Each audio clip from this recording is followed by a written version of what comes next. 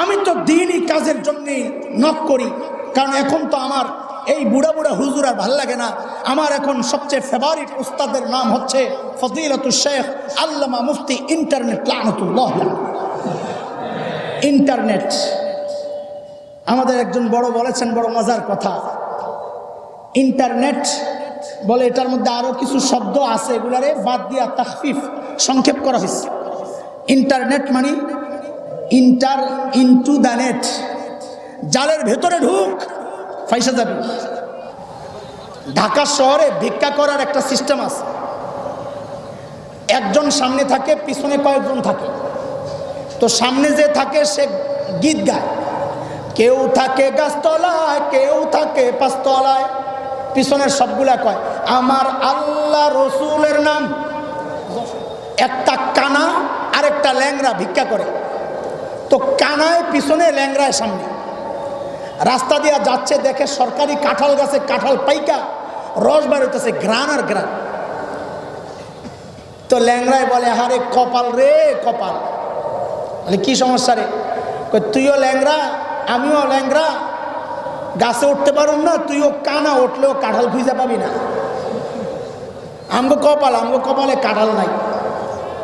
কানার মাথায় তো বুদ্ধি ভরা, কারণ হচ্ছে কম্পিউটার যারা চালায় এরা জানে লোড বেশি হইলে কম্পিউটার স্লো হয়ে যায়, লোড কম হইলে ফ্রি থাকে।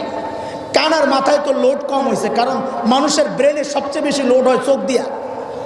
লোড কম হয়েছে, ব্রেন ক্লিয়ার। দুই শ্রেণীর মানুষের ব্রেন সবচেয়ে বেশি কাজ করে, এক হচ্ছে কানা, আরেক হচ্ছে এই যে আমার মতো বাচ্চা যারা। বাইকটাকেও ব্রেন বেশি কাজ করার কারণ হইল নেটওয়ার্ক শক্তিশালী, কলপটারে কাছে পায়। কলব আর ব্রেন একসাথে হইয়া সিদ্ধান্ত নেয় দ্রুত। তো কানায় বলে দূরে ব্যাক কর, কাঁঠাল খাইতে মনে চাইছে? কয় খুব সহজ। বলে কেমনে? কয় আমার পাউডি আর তোর চোখটিরে জোড়া লাগা। এটা আবার কি জিনিস? কার এটাও বুঝলি না? তা আমারে কাঁঠাল গাছটার গোড়ায় লয়ে যা। তো কানারে কাঁঠাল গাছের গোড়ায় লয়ে গেছে, কানায় কাঁঠাল গাছের গোড়ার মধ্যে বসে। এবার ল্যাংড়ারে কয় তুই আমার কান্দে ওঠ। তো ল্যাংড়ায় কান্দে উঠছে, আরে কানায় দাঁড়াইছে। কয় কাঁঠাল লাগ পাইছস? কয় ভাই পাইছি। কয় পারছে। কয় এইবার বুঝছস তোর চোখ আর আমার পাও কেমনে জোড়া দিলাম? কহ বুঝছি। কয়বার খা।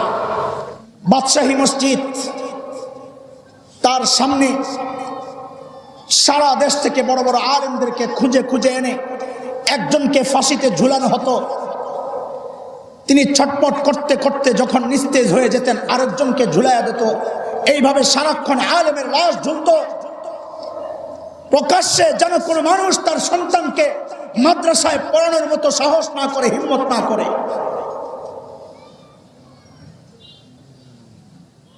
মাওলানা জাফর থানিসুরি রহমতুল্লাহ আলাইহি বড় করুণ ইতিহাস নিজের লিখেছেন। বলে আমাদের কয়েকজনকে দিল্লি জামে মসজিদের সামনে থেকে গ্রেফতার করা হয়।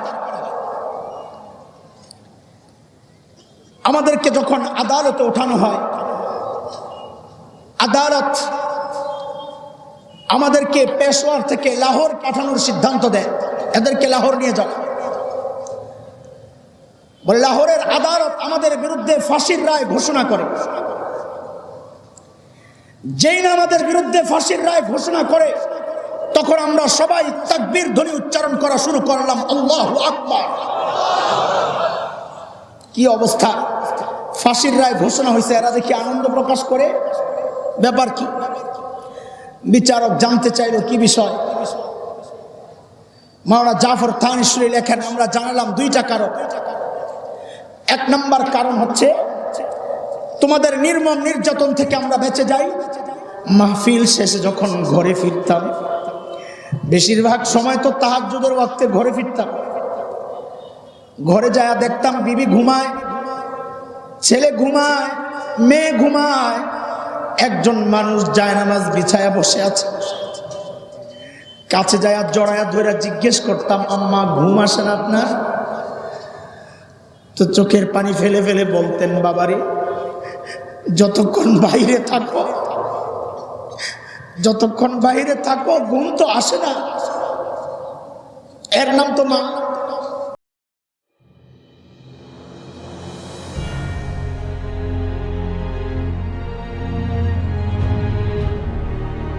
আরটি মিডিয়া সেন্টার, দেশ ও ইসলামের কথা বলে।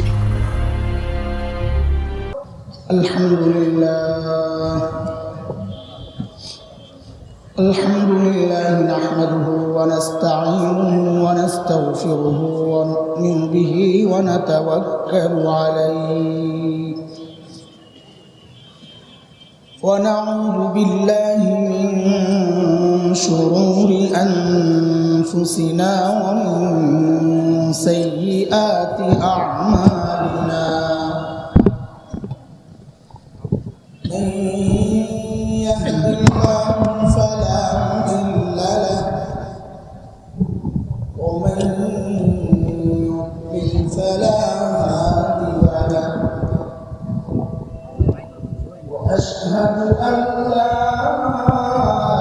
إله إلا الله وحده لا شريك له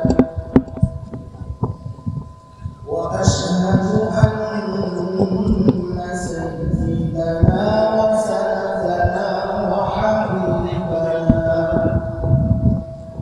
ومولانا محمدا عبده ورسوله. اللهم صل على محمد وعلى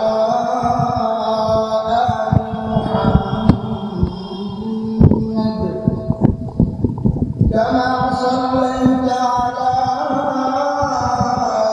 إبراهيم وعلى آل إبراهيم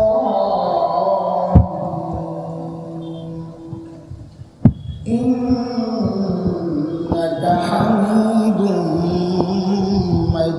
مجيد. اللهم بارك على محمد وعلى آل محمد كما باركت على إبراهيم وعلى آل إبراهيم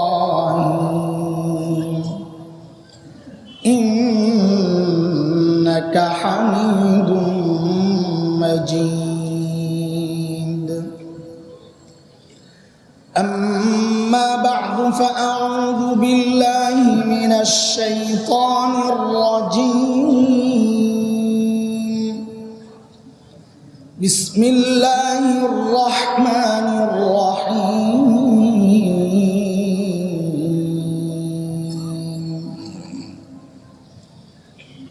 أم حسبت أن أصحاب الكهف والرقيم كانوا من آياتنا عجبا إذ أوى الفتية إلى الكهف فقالوا ربنا آتنا من لدنك رحمة وهيئ لنا من أمرنا رشدا فضربنا على آذانهم في الكهف سنين عددا آمنت بالله صدق الله العلي العظيم. বিদায় হজের সময় আল্লাহর হাবিব সাল্লাল্লাহু আলাইহি ওয়াসাল্লাম হযরতে সাহাবায়ে কেরাম রিদওয়ানুল্লাহি আলাইহিম আজমাইনদেরকে উদ্দেশ্য করে জিজ্ঞেস করেছিলেন, আল্লাহ সুবহানাহু ওয়া তাআলা আমাকে যে জিম্মাদারি দিয়ে পাঠিয়েছেন আমি কি আমার দায়িত্ব আদায় করতে পেরেছি? দুনিয়ায় সর্বপ্রথম এই একজন মানুষ যাকে বলা হয় কমপ্লিট ম্যান, যাদের কাছে পাঠানো হয়েছে তারাও স্বীকার করেছেন, যিনি পাঠিয়েছেন তিনিও স্বীকার করেছেন যে হ্যাঁ আপনি আপনার দায়িত্ব পুরোপুরি আদায় করেছেন। দ্বিতীয়, আর কাউকে দেখানো যাবে না যে বলা হবে তিনি তার দায়িত্ব পুরোপুরি আদায় করেছেন। যত শ্রেষ্ঠ মানুষ হোক, শ্রেষ্ঠ বিজ্ঞানী সম্পর্কে বলা হবে আহারে উনি যদি আর কিছুদিন বেঁচে থাকতেন আরো কিছু আবিষ্কার করে যেতেন। আমাদের শতাব্দীর শ্রেষ্ঠ বাঙালি যাকে বলা হয় বিবিসির জরিপে কেউ স্বীকার করে না করে তার ব্যক্তিগত বিষয়, যদি বলা হয় বঙ্গবন্ধু চলে গেছেন তিনি কি কমপ্লিট ম্যান?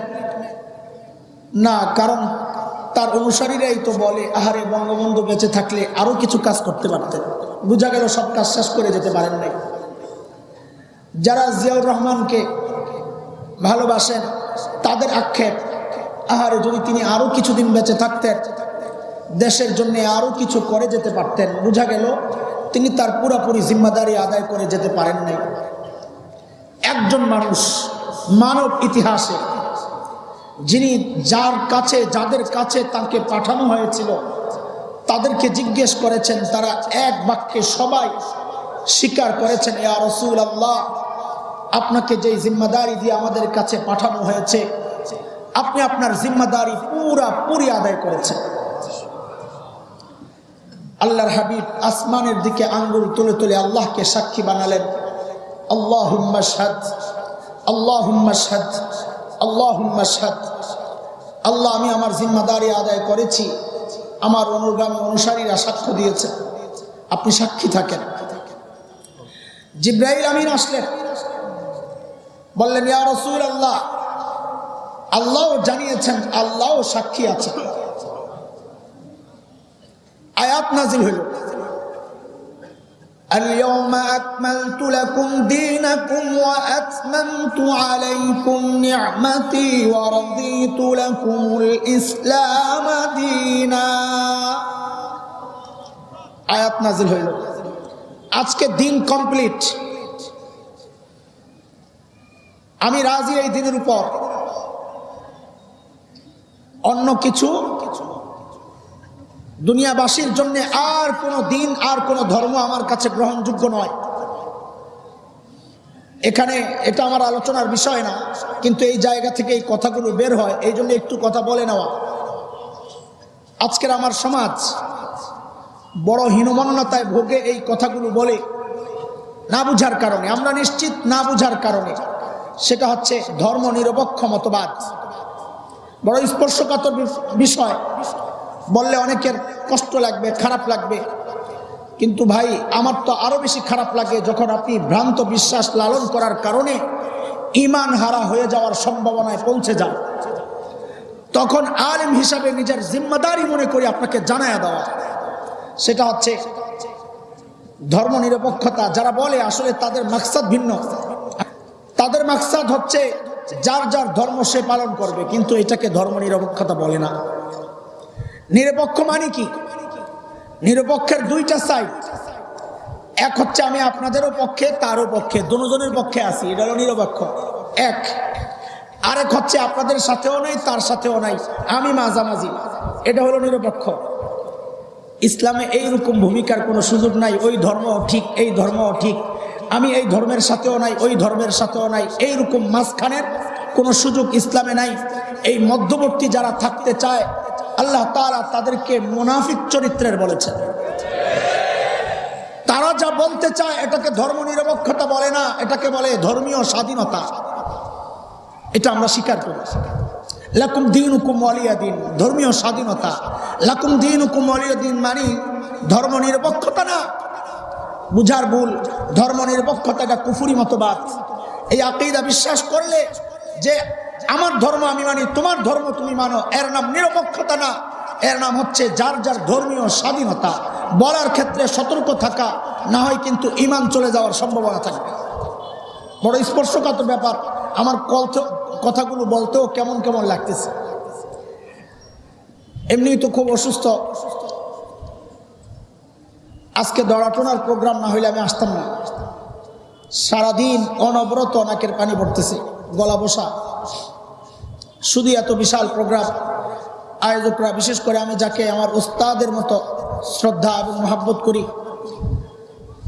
আপনাদের সকলের মুরব্বী আল্লামা মুফতি মুজিবুর রহমান হাফিজাহুল্লাহ, এই হযরতের চেহারাটা বারবার শুধু আমার মুখের উপর ভেসে ওঠে যে না গেলে কি মনে করবে, বদদুয়ার হাত উঠাইলে আমি শেষ। আর ওই যে আমার পাশে এক ভাই নাসিরুল্লাহ, ওনার বডিটা সামনে কল্পনা করলেও তো আমার কলিজায় পানি থাকে না। আরো বলবো, সুযোগ থাকতে কমান, নাইলে আমি আরো বলবো। আমি বলি না, খালি দেওবন্দের মোহতামিম সাহেবও বলছে, এয়ারপোর্টে বসা আমি আল্লাহর বান্দা মাহফুজুল হক সাহেব, বড় মজার মানুষ আমাদের মুরব্বীরা বলে, এখন যদি চেয়ারের জবান থাকতো, আমাদের নাসির যেই চেয়ারে বসে আছে তো চেয়ার বলতো রব্বানা ওয়ালা তাহমিল আলাইনা ইসরা, রব্বানা ওয়ালা তুহাম্মিলনা মা লা তাকাতা লানা, এই দোয়া করতো চেয়ার। আল্লাহ, আমি বড় অবাক হই এইরকম হাল অবস্থায় এই মানুষটা দিনের এত খিদমত করে, মাদ্রাসার পেছনে ওস্তাদরা যে যেখানে ডাক দেয় দৌড়ায়। আমি অবাক হই, হিংসা লাগে মাঝে মাঝে, কেমনি এত কাজ করে। আল্লাহ তাআলা কাজের মধ্যে আরো বরকত দান করেন।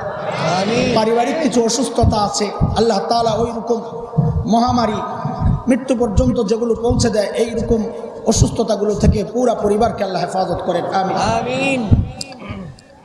এতই অসুস্থ কাহিল আসতাম না, শুধু এই মুখগুলোর দিকে তাকায়া ভালোবাসার মানুষেরা কি বলবো, কি জবাব দিব, অন্তত যায় হাজির হই, কিছু বলতে পারি বা না পারি, আসছি আলহামদুলিল্লাহ।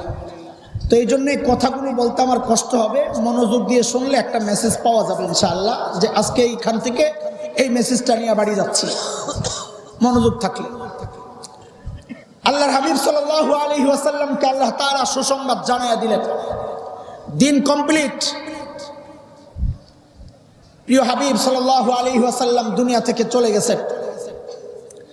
সাইয়েদনা আবু বকর সিদ্দিক রাদিয়াল্লাহু তাআলা আনহু মানুষ নরম, কিন্তু দ্বীনি বিষয়ে বড় শক্ত হাতে হাল ধরলেন। হযরতে উলামায়ে কেরাম, আমি বলি একদম আবু বকরের চরিত্রের, দেখতে মনে হয় দুনিয়ার কিচ্ছু জানে না, কিন্তু যখন দিন আক্রান্ত হয় তো আবু বকরের হুঙ্কার বের হয়, আয়ান কুসুদ্দিন ওয়া আনা হাই, দিন কাটছাট হবে আর আমি আবু বকর জিন্দা থাকবো, হইতে পারে না। ঠিক ওই চরিত্রগুলাই এই মৌলবীরা, যাদেরকে তোমাদের কাছে মনে হয় বোকা টাইপের, দুনিয়ার কিচ্ছু জানে না, দুনিয়ার কিচ্ছু জানার আমার দরকার নাই, কিন্তু মনে রেখো এই সাদা সহজ সরল মানুষগুলা যদি দিন আক্রান্ত হয় তখন কিন্তু আর ঘরে বসে থাকবে না, কথা বল। এটাই তাদের চরিত্র। আশিদ্দাউ আলাল কুফফার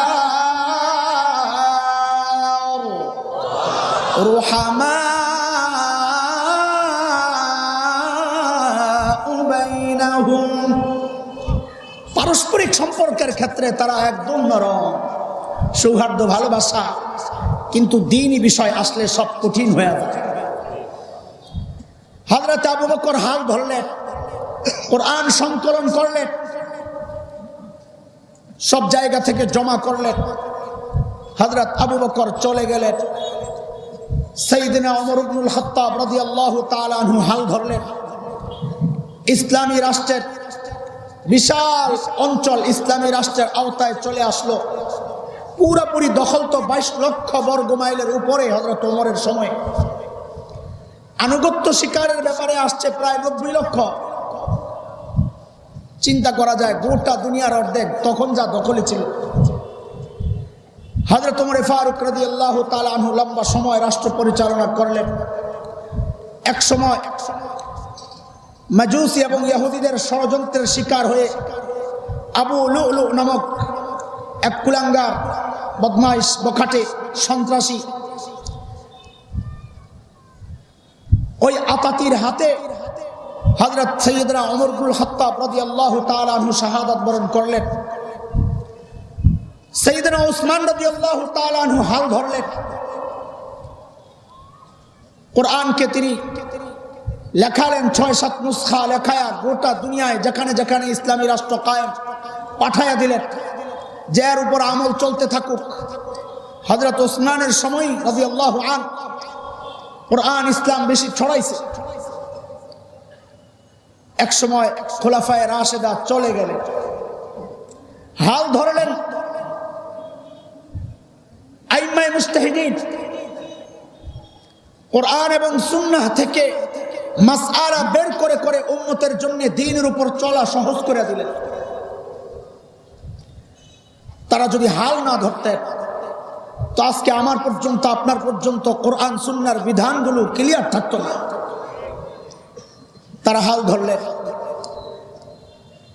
একটা সময় দেখা গেল শিয়াদের চক্রান্ত, খারিজিদের চক্রান্তের কারণে রাসূল করিম সাল্লাল্লাহু আলাইহি ওয়াসাল্লামের বক্তব্য বলে জাল বর্ণনা নবীর লাখো হাদিসের ভিতরে ঢুকানোর চক্রান্ত শুরু হইল। হযরতে মুহাদ্দিসিন রুখে দাঁড়ালেন, খিদমত শুরু হইল নতুন করে, হাদিস সংকলনের খিদমত। আলহামদুলিল্লাহ, এক সময় ওই খিদমত পুরাপুরি হইল, রাসূলের হাদিসগুলো সংরক্ষিত হলো, গোটা দুনিয়ায় দ্বীন আজকে সুরক্ষিত। এভাবেই চলেছে হাজার বছর। মাঝখানে কিছু সমস্যা হয়েছে তাতারীদের সহ, কিন্তু দ্বীন সুরক্ষিত ছিল। বিভিন্ন রাষ্ট্রপ্রধানরা পর্যন্ত উলামায়ে কেরামের কাছে যায় নিজেদেরকে সঁপে দিত, এইরকম একটা পরিস্থিতি ছিল।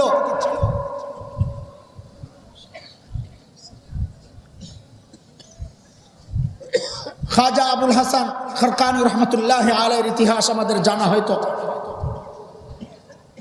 সময়ের বাদশা তার দরবারে যেতেন, যে মাঝে মধ্যে যায় ঝাড়ু টাড়ু দিলে ওই ধুলাগুলারে মুখের মধ্যে মাখতেন আর বলতেন যে আল্লাহর কাছে দাঁড়ায় হয়তো এটা আমার নাজাতের জরিয়া বানায় নিব। আলেমের দরবারে ধুলা লাগাইতেন সুলতান মাহমুদ গজনবী রহমতুল্লাহ আলাইহি। কিন্তু আমাদের বড়দের আকাবের দুনিয়া বিমুখতা, জুহুদ কোন লেভেলের ছিল, আল্লাহু আকবার। একদিন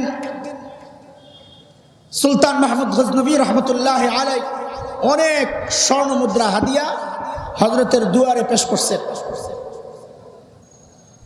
দুয়ারে পেশ করার পর হযরত বলছেন, না, এগুলো আমার দ্বারা সম্ভব না। অনেক চাপাচাপির পর রাখছেন, কাছে রাখো। কাছ থেকে একটা শুকনা রুটি দিছে, খাও। সুলতান মানুষ, শুকনা রুটি খায় তো অভ্যস্ত না। শুকনা রুটি মুখে দিয়া খালি চাবায়। তো খাজা আবুল হাসান খরকানী রহমতুল্লাহ আলাইহি বলেন, কি ভিতরে যায় না? কয়, জি না হযরত। কয়, তোমার যেমন শুকনা রুটি ভিতরে যায় না, আমারে যে দুনিয়া দিতে চাচ্ছ এটাও আমার ভিতরে যাবে না, নিয়ে যাও। কোনো পাত্তা দিতেন না। কিতাবে আসছে সুলতান মাহমুদ গজনবী রহমতুল্লাহ আলাইহির জীবনীতে, একদিন আসছেন, হযরতের মাথায় চুল ছিল লম্বা লম্বা। তো এখনের মতো শ্যাম্পু সাবান তো আর ছিল না, উকুন হয়েছে। তো একজনে বসে বসে উকুন বাঁচে। এর মধ্যে সুলতান মাহমুদ গজনবী আসছে। খাদেম একজন দৌড়ায় যাবে, হযরত হযরত। হ্যাঁ, অবাক, যেভাবে বলছেন অবাক হয়ে তাকাইছেন, কি ব্যাপার? আরে হযরত, সুলতান আসছে। কায় আল্লাহ, আমি তো মনে করছিলাম বড় কোনো উকুন পাইছো। চিন্তা করা যায়। ক্ষমতা, রাষ্ট্রের ক্ষমতাকে এইভাবে তারা এড়িয়ে চলেছে। এভাবেই তো দুনিয়া চলছিল, দ্বীন প্রতিষ্ঠিত, গোটা দুনিয়া সুরক্ষিত। উলামায়ে কেরাম দুনিয়ার মধ্যে সবচাইতে সম্মানের জায়গায়। একটা সময় আসলো, দুর্ভাগ্যের সময়, যখন আভ্যন্তরীণ কিছু ফিতনা দেখা দিল। বাদশা আকবরের সময় সর্বপ্রথম আভ্যন্তরীণ ফিতনা। এর মূলে ছিল দুইটা কারণ। এক নম্বর কারণ ছিল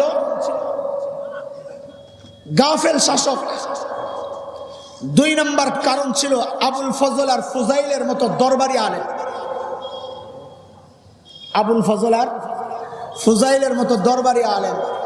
এলেমের সমস্যা ছিল না, গোটা কোরআন শরীফের তাফসীর লেখছে নুক্তা সারা শব্দ দিয়া। আবুল ফজল ফুজাইল গোটা কোরআনের তাফসীর লেখছে নুক্তা ছাড়া শব্দ দিয়া। বাবাত, তাবাত, সাবাত, জিমবাদ, জালবাদ, জাবাদ, শিনবাদ, দদবাদ, জবাদ, গয়নবাদ, ফাবাদ, কববাদ, নুনবাদ, ইয়াবাদ, থাকে কয়টা? এলেমের অবস্থাটা কি কোন পর্যন্ত ছিল? কথাগুলো বলছি, খেয়াল করেন। এখন কারো কারো এলেম দেখে আমরা ঘাবড়ে যাই, এত বড় এলেমওয়ালা মানুষ তো এই ভুল করতে পারে না, এখানে ভিতরে কোনো গোমর আছে। আরে তার চেয়ে বড় আলেম ছিল আবুল ফজল আর ফুজাইলের মতো দরবারি আলেম। এখন যারা দরবারি এদের ধারে কাছেও না। বাদশাহ আকবর এই আবুল ফজল আর ফুজাইলদের সহযোগিতায় দ্বীন ইলাহি কায়েম করলো, ধর্ম নিরপেক্ষ দ্বীন। মুসলমান গরু জব করতে পারবে না, হিন্দু মুসলমান হয়ে গেলে সে আবার হিন্দু ধর্মে ফেরত যাইতে পারবে, কোনো সমস্যা নাই। খতনাবাদ, আজানবাদ, কি সব উলট পালট শুরু করে দিল। গোটা সমাজে আভ্যন্তরীণ এই ফিতনায় গোটা সমাজের বিশৃঙ্খলা সৃষ্টি হয়ে গেল। 1000 বছর পর্যন্ত সুপ্রতিষ্ঠিত দ্বীপ, সুরক্ষিত দ্বীপ হঠাৎ কেন যেন এক মরুঝড়ের মতো এক সাইক্লোন এসে সবকিছু এলোমেলো করে দিল। বিশেষ করে এই উপমহাদেশে মুসলমানদের মধ্যে অস্থির এক অবস্থা, আগের সেই অবস্থা নাই। আভ্যন্তরীণ এই ফিতনার আভ্যন্তরীণ মেহনত শুরু হয়ে গেল হযরত মুজাদ্দিদ আল-ফিসানি রহমতুল্লাহ আলাইহির মাধ্যমে। তাকে তাজিমি সিজদার হুকুম করা হয়েছে বারবার, কারণ আবুল ফজল আর ফুজাইলরা তাজিমি সিজদা জায়েজ ফতোয়া দিয়ে দিচ্ছে। ফতোয়ার তো সমস্যা নাই, ফতোয়া তো দরবারি মোল্লাদের পকেটে থাকে।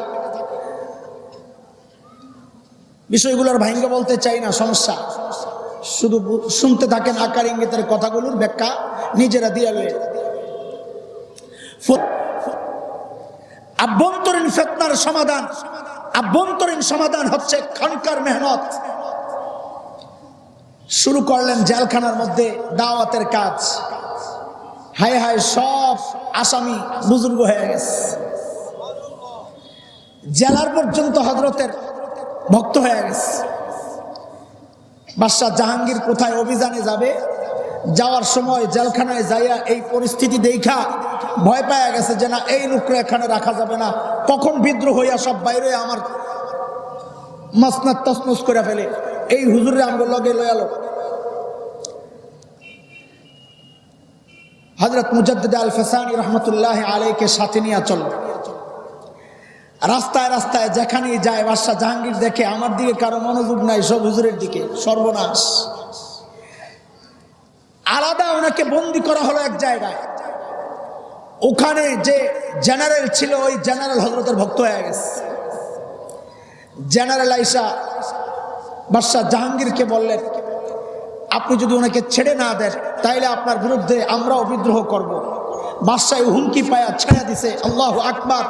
আভ্যন্তরীণ ফিতনা, আভ্যন্তরীণ দাওয়াতের মাধ্যমে, তাসাউফের লাইনের মেহনতের মাধ্যমে, খানকার মেহনতের মাধ্যমে আভ্যন্তরীণ ফিতনাকে আল্লাহ তাআলা ওই পর্যন্ত শেষ করে দিয়েছে। এভাবেই চলতে থাকলো। আবার সোনালী অতীত ফিরে আসলো। চলছে চলছে, এক সময় শুরু হয়ে গেল বাহিরের ফিতনা। আগের ফিতনা কি ছিল?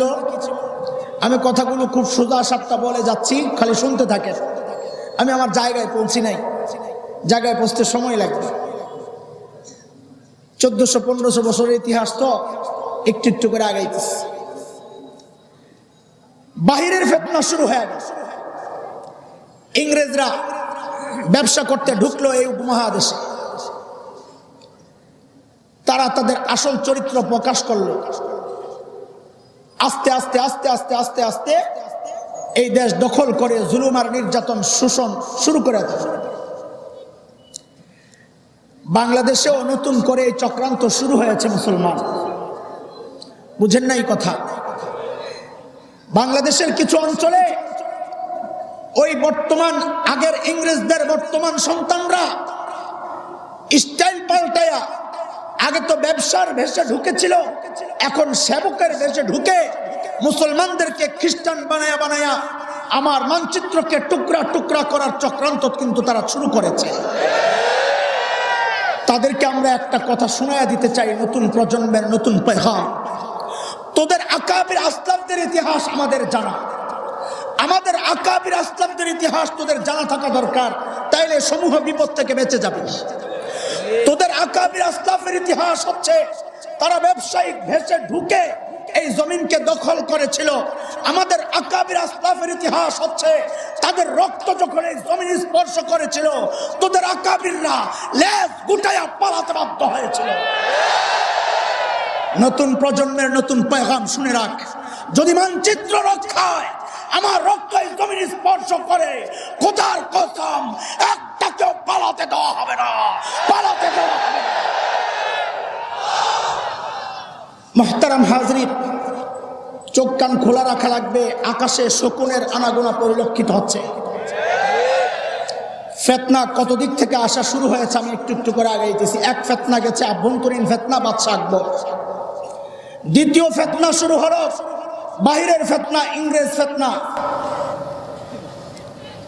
নির্যাতনের স্টিম রুলার চলল, কিন্তু তারা অবাক কেন? কারণ তাদের সামনে স্পেনের ইতিহাস মাত্র 6 দিন ইতিহাস বলে, মাত্র 6 দিন খ্রিস্টানরা স্পেন দখল করার পর ইসলামী শিক্ষা ব্যবস্থা তো বহু দূর, মুসলমানের নাম পর্যন্ত রাখার সাহস কেউ করে নাই। আরবি শব্দগুলো পর্যন্ত পরিবর্তন হয়েছিল। আল্লামা কুরতুবী রহমতুল্লাহ আলাইহির নামটা এটাই প্রমাণ। ওই সময়ের সোনালী স্পেনের কুর্তুবা শহরের বাসিন্দা আল্লামা কুরতুবী, অথচ ওই শব্দটাকে চেঞ্জ করে আজকের স্পেনের যে শহর কর্ডোবা, ওটা ওই মুসলিম শাসনের কুর্তুবা। ইসলামী আরবি শব্দগুলোও তারা রাখে নাই। তাদের মাথায় ওই চিন্তা কিরে, স্পেন খ্রিস্টানরা দখল করার পর 6 দিনের মাথায় নিজেদের সব নিয়ন্ত্রণে, অথচ আমরা উপমহাদেশ দখল করলাম 100 বছর, কিন্তু এই দেশের মানুষকে নিয়ন্ত্রণ করা যাচ্ছে না এখনো। কারণটা কি? 1857-এর ইতিহাস। তদন্ত কমিশন গঠন হলো। তদন্ত কমিশন গোটা দেশে ঘুরে ঘুরে রিপোর্ট জমা দিল যে এই 3 সুপারিশ বাস্তবায়ন করেন, মুসলমানদেরকে দমানো সহজ হয়ে যাবে। সুপারিশ কয়টা?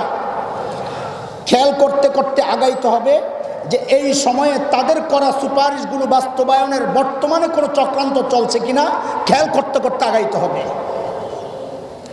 বর্তমানের চক্রান্তগুলো কোনো বিচ্ছিন্ন ঘটনা নয়, এগুলার লেজ আগের থেকে লাগানো। তদন্ত কমিশন সুপারিশ পেশ করলো কি, যে 3টা সুপারিশ বাস্তবায়ন করে মুসলমানদেরকে দমানো সহজ হয়ে যাবে। কয়টা? 1 নাম্বার, মুসলমানদের বুক থেকে কোরআনকে সরায় দেন। কোরআনের শিক্ষক উলামায়ে কেরামকে শেষ করে দেন।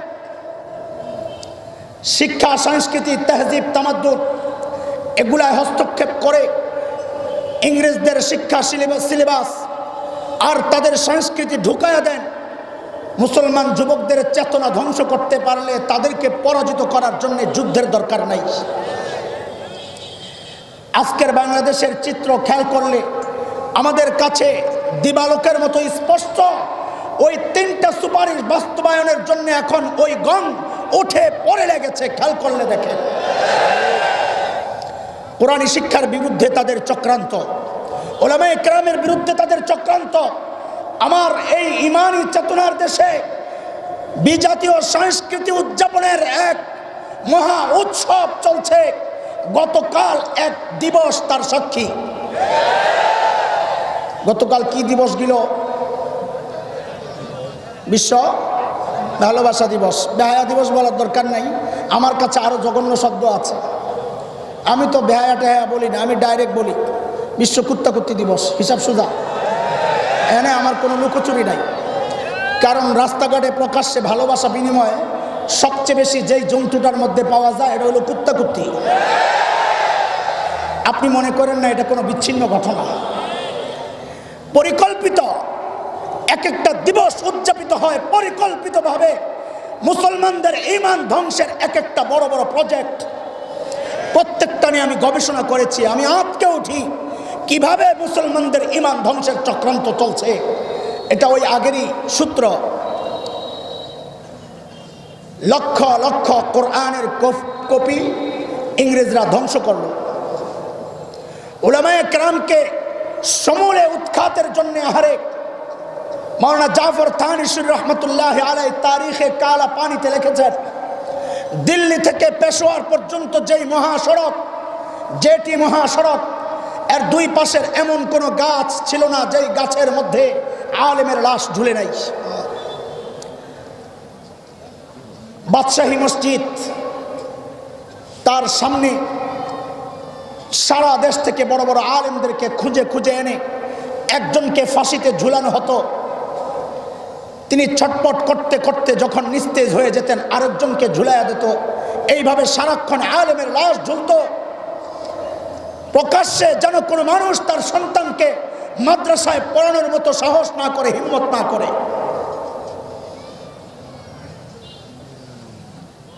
মাওলানা জাফর থানভী রহমতুল্লাহ আলাইহি বড় করুণ ইতিহাস নিজের লিখেছেন। বলে আমাদের কয়েকজনকে দিল্লি জামে মসজিদের সামনে থেকে গ্রেফতার করা হয়। আমাদেরকে যখন আদালতে ওঠানো হয়, আদালত আমাদেরকে পেশোয়ার থেকে লাহোর পাঠানোর সিদ্ধান্ত দেয়, এদেরকে লাহোর নিয়ে যাও। বলে লাহোরের আদালত আমাদের বিরুদ্ধে ফাঁসির রায় ঘোষণা করে। যেই না আমাদের বিরুদ্ধে ফাঁসির রায় ঘোষণা করে, তখন আমরা সবাই তাকবীর ধ্বনি উচ্চারণ করা শুরু করলাম, আল্লাহু আকবার। কি অবস্থা! ফাঁসির রায় ঘোষণা হয়েছে, এরা দেখি আনন্দ প্রকাশ করে। ব্যাপার কি? বিচারক জানতে চাইল কি বিষয়। মাওলানা জাফর থানভী লেখেন, আমরা জানালাম দুইটা কারণ। এক নম্বর কারণ হচ্ছে তোমাদের নির্মম নির্যাতন থেকে আমরা বেঁচে যাই। অসুস্থ, চেহারা একদম চেঞ্জ। মৃত্যুর আগ মুহূর্তে হঠাৎ হযরত বিলালের চেহারার মধ্যে আনন্দের ঝলক। লোকজন জিজ্ঞেস করে, বিলাল কি হয়ে গেল আপনার? হযরত বিলাল বলেন, গাদান নালকা মুহাম্মাদান ওয়া আসহাবা। আমার বড় আনন্দ লাগতেছে, কালকে নবী আর তার সঙ্গীদের সাথে আমার সাক্ষাৎ হবে। বলে আমাদেরকে ফাঁসি দিবা?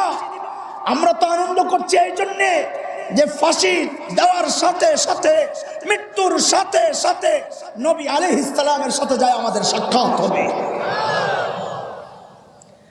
বিচারক বলে, খাইছে, এদেরকে তো ফাঁসি দিলে লাভ নাই, আনন্দ পায়, কি করা যায়?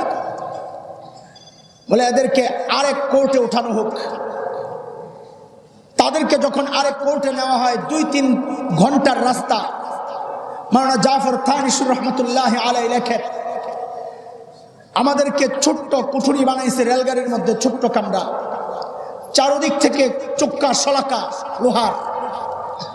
রেলের মধ্যে আমরা চলি সোজা হইয়া শটাং বসা, না শুইতে পারি না দাঁড়াইতে পারি। একটু সামনের দিকে হেললেই সামনে দিয়া লোহা ঢুকে, পিছনে গেলে লোহা ঢুকে, ডানে গেলে লোহা ঢুকে, বামে গেলে লোহা ঢুকে। চারদিক থেকে লোহা ঢুকে ক্ষত বিক্ষত হতে হতে, রক্ত ঝরতে ঝরতে আমরা দুর্বল হয়ে গেছি। এইভাবে শুধুমাত্র খাবার পানি দেওয়া হয়েছে। এইভাবে 1 মাস পর্যন্ত আমাদেরকে ঘুরায়া যখন আদালতে ওঠানো হয়, তো আদালত কি সিদ্ধান্ত দিবে?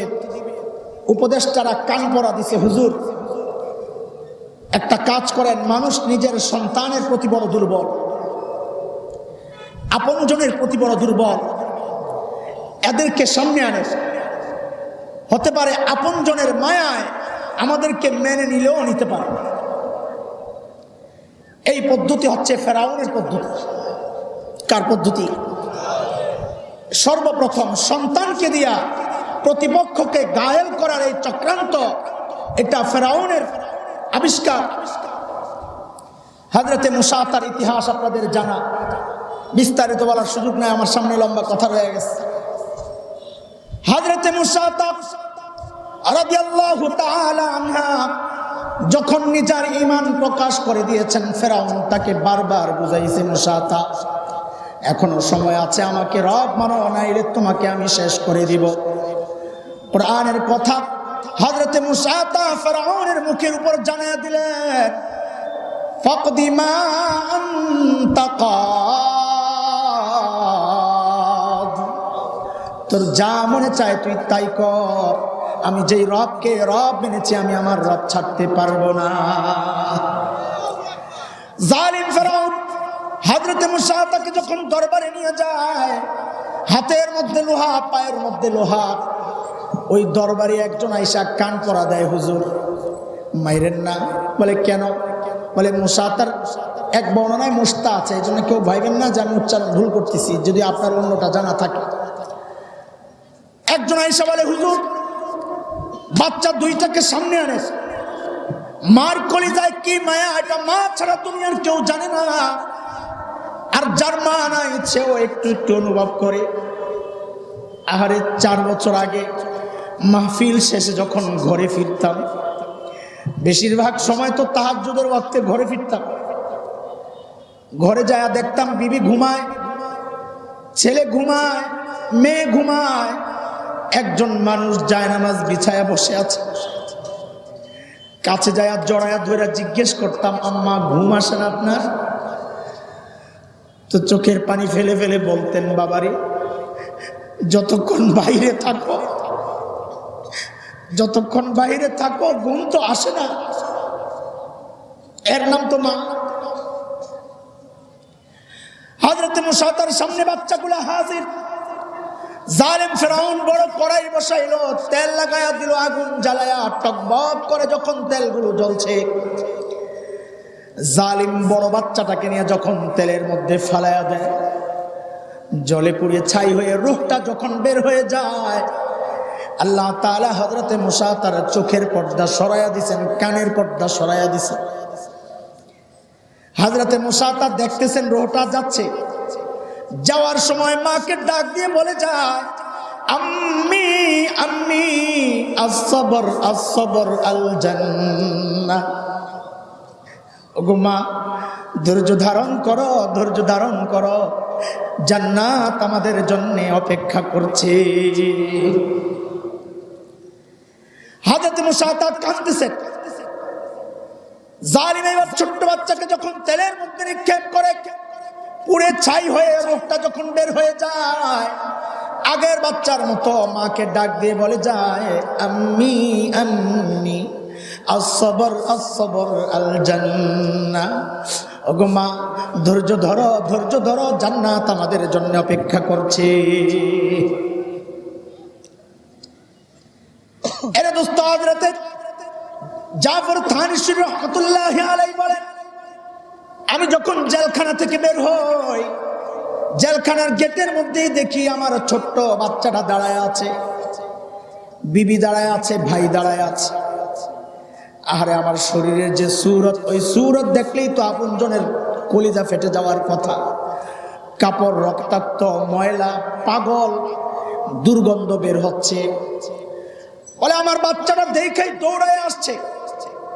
এই বাচ্চা ইংরেজ কি চিনে না, ইংরেজের ক্ষমতার বিষয়ে জানে না, দিন বুঝে না, শরিয়া বুঝে না। বাচ্চা বুঝে, আহারে কতদিন বাবার বুকে মাথা দিয়ে একটু ঘুমাই না। মাওলানা জাফর থানসী বলেন, যখনই বাচ্চা আমার কাছে আসলো, আমি তাকে কোলে নিয়ে মনে মনে ভাবতেছিলাম ইংরেজদেরকে বলবো, ঠিক আছে আমি বাড়ি চলে যাই, আমাকে ছেড়ে দাও। কিন্তু সাথে সাথে মনে পড়লো, আহারে হাসরের মাঠে যদি নবী জিজ্ঞেস করেন, এর জাফর তারাকতু ফীকুম আমরাইন, 2 জিনিসের আমানত রেখে আসছিলাম, সন্তানের মুখের দিকে তাকায় আমার ওই আমানতের কথা ভুলে গিয়েছিলাম। নবীকে কি জবাব দিব? জবাব নাই। সাথে সাথে বাচ্চাকে নামায়া বিবিকে বললাম, কোলে তোলে নাও।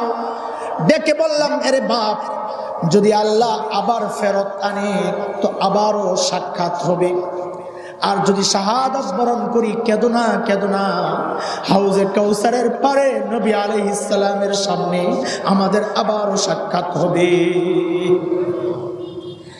আকাবির এইভাবে রক্ত দিয়েছেন এই বাহিরের ফিতনার বিরুদ্ধে। শাইখুল হিন্দ মাহমুদ হাসান দেওবন্দি রাহমাতুল্লাহি আলাইহি লাশ যখন দিল্লি থেকে হাকিম আজমল খার বাড়ি থেকে যখন দেওবন্দে পৌঁছে, বন্ধুরা দেওবন্দের মানুষ লাশ ধোয়াইতে যায় দেখে কোমরের মধ্যে গোশত একটু নাই, খালি হাড্ডিটা দেখা যায়। লোকেরা বড় মহাব্বত করত, পিঠের মধ্যে ছিদ্র ছিদ্র ছিদ্র। আরে আমার আকাবের আসলাফ সাহাবীদের নমুনা হযরত ওমর একদিন খাব্বাবকে ডাক দিয়ে বলেন, এ খাব্বাব, আপনার মুশরিকরা আপনার উপর যে নির্যাতন করেছে একটু দেখান না কোথায় কোথায় আছে। হযরত খাব্বাব বলেন, ওমর আপনি সইতে পারবেন না। হযরত ওমর বলেন, একটু দেখান। হযরত খাব্বাব জামাটা উঠায় যেই দেখায়, হযরত ওমর বাচ্চাদের মতো হাউমাউ করে কান্না শুরু করছে। দেখেন যে হযরত খাব্বাবের পিঠের মধ্যে বড় বড় গর্ত। বলে, খাব্বাব এটা কেমনে হয়েছে? বলে, আমার পিটাইতে পিটাইতে তারা যখন কাহিল হয়ে যাইতো তখন লোহা গরম করে করে আমার শরীরের মধ্যে ঢুকাইয়া দিত। আমার আকাবির আসলাফি সাহাবীদের নমুনার প্রমাণ দিয়েছেন। শেখুল হিন্দ মাহমুদ হাসান দেওবন্দি রহমতুল্লাহি আলাইহির কোমরে কোনো গোশত নাই, পিঠের মধ্যে ওই যে ছিদ্র ছিদ্র গর্ত গর্ত। দেওবন্দবাসী, দেওবন্দের গ্রামের মানুষ, সহজ সরল মানুষ বুঝে না এগুলা, কান্না শুরু করছে। ঘরের লোকদেরকে জিজ্ঞেস করে, শেখুল হিন্দের এমন কি সমস্যা ছিল, এইরকম গর্ত কেন হয়েছে? কেউ জানে না, কেউ জানে না। কলকাতায় ছিলেন শেখুল হিন্দের খাস শাগরেদ হযরত হুসাইন আহমদ মাদানী রহমতুল্লাহি আলাইহি। ওস্তাদের মৃত্যুর খবর শুনে যখন তিনি দেওবন্দ পৌঁছেন, লোকেরা এসে জিজ্ঞেস করে, হযরত আপনার উস্তাদের পিঠের এই অবস্থা কেন, কোমরের এই অবস্থা কেন? আপনি ছাড়া তো কেউ জানার কথা না। হযরত হুসাইন আহমদ মাদানী বলেন, আমার উস্তাদকে প্রতিদিন মাল্টার দ্বীপে ইংরেজরা পিটায়া পিটায়া যখন কাহিল হয়ে যাইত, আহারে জ্বলন্ত আংরা ছড়াইয়া দিয়া শেখুল হিন্দকে খালি গায়ে শোয়া দিত। বলতো, এখনো সময় আছে, আমাদের ক্ষমতা মেনে নাও, আমরা তোমাকে ছেড়ে দিব। কিন্তু শেখুল হিন্দের একটাই কথা, আমার শরীর থেকে রূহ তো নিতে পারবা, কিন্তু আমার কলব থেকে তোমরা ঈমান খুলতে পারবা না। তাদের সন্তান, আমাদেরকে মৃত্যুর ভয় দেখাইস না, আমাদেরকে জেল জুলুমের ভয় দেখাইস না। শেখুল হিন্দের সন্তান রেগুলার পরোয়া করে না, কথা কয় ঈমান রক্ষায় যদি কোটি প্রাণ দিতে হয়, প্রাণ দিতে প্রস্তুত, প্রাণ দিতে প্রস্তুত।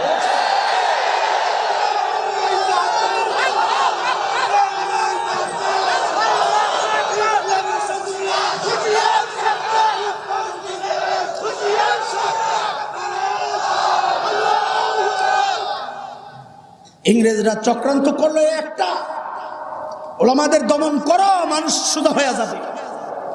সাথে আরেকটা চক্রান্ত তারা করলো, সেটা হচ্ছে মুসলমানদের ভিতরে, মুসলমানদের সুরতে শত্রু ঢুকায়া দাও।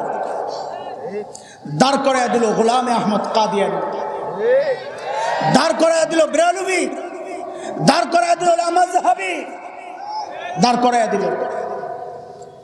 গোলাম আহমদ কাদিয়ানী আইসা ফতুয়া মারলো, কি জিহাদ হারাম, আমার উপর ওহী আসছে। কোন জায়গায় ভয় যে জঙ্গি জঙ্গি খেলা, আমাদেরকে খালি জঙ্গি বলায়, আমাদেরকে দমায় দমায় রাখতে চায়। কারণ বুঝেন, কারণ তাদের সবচেয়ে আতঙ্কের নাম হচ্ছে ইসলামের অন্যতম মজলুম বিধান জিহাদ। এটাই তাদের ভয়ের কারণ। খুব ভয় পায়, কারণ তারা জানে মুসলমান এই জায়গায় আপোষ করতে রাজি না, এগুলারে খেপানো যাবে না। কাদিয়ানের ওই ফিতনা এখন তো আর নাই, না নাই তো ঘুমায় আছেন কোন কারণে? আল্লামা আহমদ শফি হাফিজাহুল্লাহ একান্তে বলেছেন, আমাদের ঘুমায়া থাকার সুযোগ নাই। ইংরেজদের রেখে যাওয়া ওই বীজ গোড়া থেকে উপড়ে ফেলার জন্য প্রস্তুত হওয়া লাগবে। একটা আওয়াজ আসবে, চূড়ান্ত আওয়াজ, চূড়ান্ত ডাক। ঘরে বসে থাকার সময় নাই। শেখুল হিন্দের রুহানি সন্তানরা আবারও জাগতে হবে, জাগতে হবে। নবী প্রেমিকদের এই জমিনে কাদিয়ানীদেরকে থাকতে দেওয়া হবে না, থাকতে দেওয়া হবে না।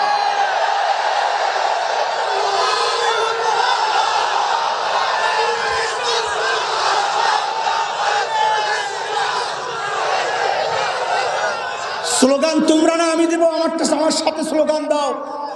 নবীর পরে নবী নাই, সংসদে আইন চাই। নবীর পরে নবী নাই,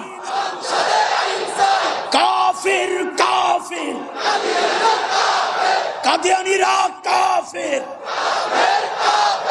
এই আওয়াজ প্রত্যেকের দেওয়া লাগবে। কেউ যদি বিরক্তি বোধ করে, খোদার কসম আমি দলিল দেওয়া প্রমাণ করব, তার ঈমান থাকবে না। কোন রকমের অনীহা এই আওয়াজ যারা ওঠায় তাদের দিকে চোখ রাঙাইয়া তাকানো, খোদার কসম ঈমান ভঙ্গের জন্য যথেষ্ট। এটা তো ফতুয়া দিলাম, কিন্তু সাথে আমাদের পয়গামটাও শুনে রাখ। এই আওয়াজের বিরুদ্ধে যদি কেউ চোখ রাঙ্গানি দেয়, আল্লাহর কসম ওই চোখ উপড়ে ফেলা হবে, উপড়ে ফেলা হবে।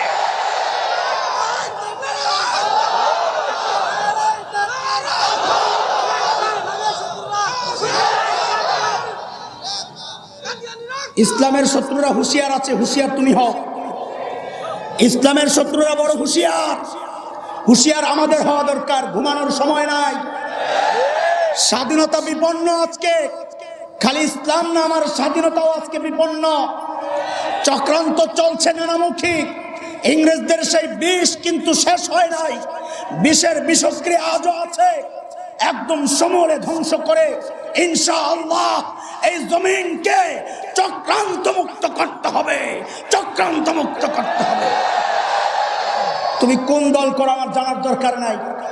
যদি দেশকে ভালোবাসো, এই আওয়াজে একত্রতা ঘোষণা করা লাগবে। নাইলে বুঝবো তুমি বর্তমান সময়ের নতুন রাজাকার। এই হিন্দুস্তানি রাজাকারদের আশ্রয় মুসলমানদের দেশে হবে না। এটা হাফিজির জমিন, এটা শাহজালালের জমিন, লাখো তাওহীদি জনতার জমিন। এই জমিনে নাস্তিকবাদ থাকতে পারবে না, এই জমিনে নবীর দুশমন থাকতে পারবে না।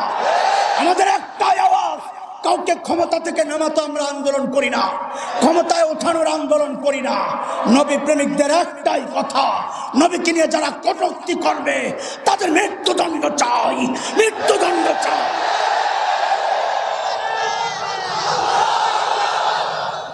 আল্লামা আহমদ শফী যদি ডাক দেন, এই শোনো, চূড়ান্ত ফয়সালা এসপার উসপার একটা হয়ে যাবে। আল্লামা আহমদ শফী যদি ডাক দেন, জীবন দিতে কে কে প্রস্তুত? আল্লাহকে সাক্ষী বানাবো।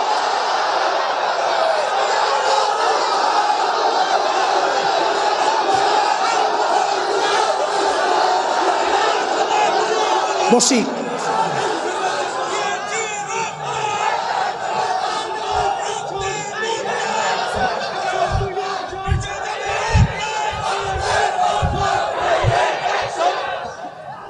আমাদের আকাবিরদের রক্তের পিচ্ছিল রাস্তায় স্বাধীনতা ভোগ করছ। বেঈমান গাদ্দার যারা ওই আকাবিরদেরকে অস্বীকার করে, কথা বলেন ঠিক কিনা? কারো সিলায় সিন্নি খাও মোল্লা ছিল না। ইংরেজদের এই চক্রান্তের মোকাবেলা আমাদের আকাবিররা রক্ত দিয়ে প্রতিহত করেছেন। ইংরেজরা লেজ গুটায় এই দেশ থেকে পালাতে বাধ্য হয়েছে। 90 ইংরেজরাও পালাতে বাধ্য হবে ইনশাআল্লাহ। জেগেছে নতুন প্রজন্ম, পালাতে বাধ্য হবে, পালাতে বাধ্য হবে ইনশাআল্লাহ। ঘুমায় থাকার সময় নাই, জাগো। এটা দেশপ্রেমের অংশ, এটা দেশপ্রেমের অংশ। আমার দেশের মানচিত্র আক্রান্ত হবে। এই জন্যে বঙ্গবন্ধু এই দেশের জন্য স্বাধীনতা আমাদেরকে এনে দেন নাই। এই জন্য আমাদের মহান নেতারা রক্ত দেন নাই, এই জন্য শহীদরা রক্ত দেন নাই কাউকে হালুয়া রুটি খাওয়ানোর জন্যে। স্বাধীনভাবে বাঁচার জন্য তারা রক্ত দিয়েছেন, স্বাধীনভাবে বাঁচার জন্য তারা জেল খেটেছেন, জেলখানায় নিজের জীবন শেষ করেছেন স্বাধীনভাবে বাঁচার জন্য। সেই স্বাধীনতাই যদি বিপন্ন হয়, মুক্তিযুদ্ধের এই নতুন প্রজন্ম চুপ থাকবে না ইনশাআল্লাহ। মুহতারাম হাজরিন, আমাদের আকাবির আসলাফরা কাদিয়ানি ফিতনার বিরুদ্ধে রুখে দাঁড়ালেন, অপসংস্কৃতির বিরুদ্ধে রুখে দাঁড়ালেন।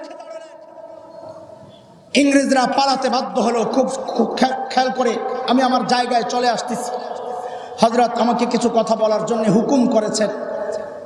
অনেক দূর থেকে আগাইতে আগাইতে আস্তে আস্তে আসতেছি, হঠাৎ ওই জায়গায় গেলে আপনি নাও বুঝতে পারেন ইংরেজরা চলে গেছে। ঠিক যাওয়ার সময় তারা উম্মতের মধ্যে কিছু বিষ ছড়াইয়া দিয়ে গেছে। কি সেই বিষ?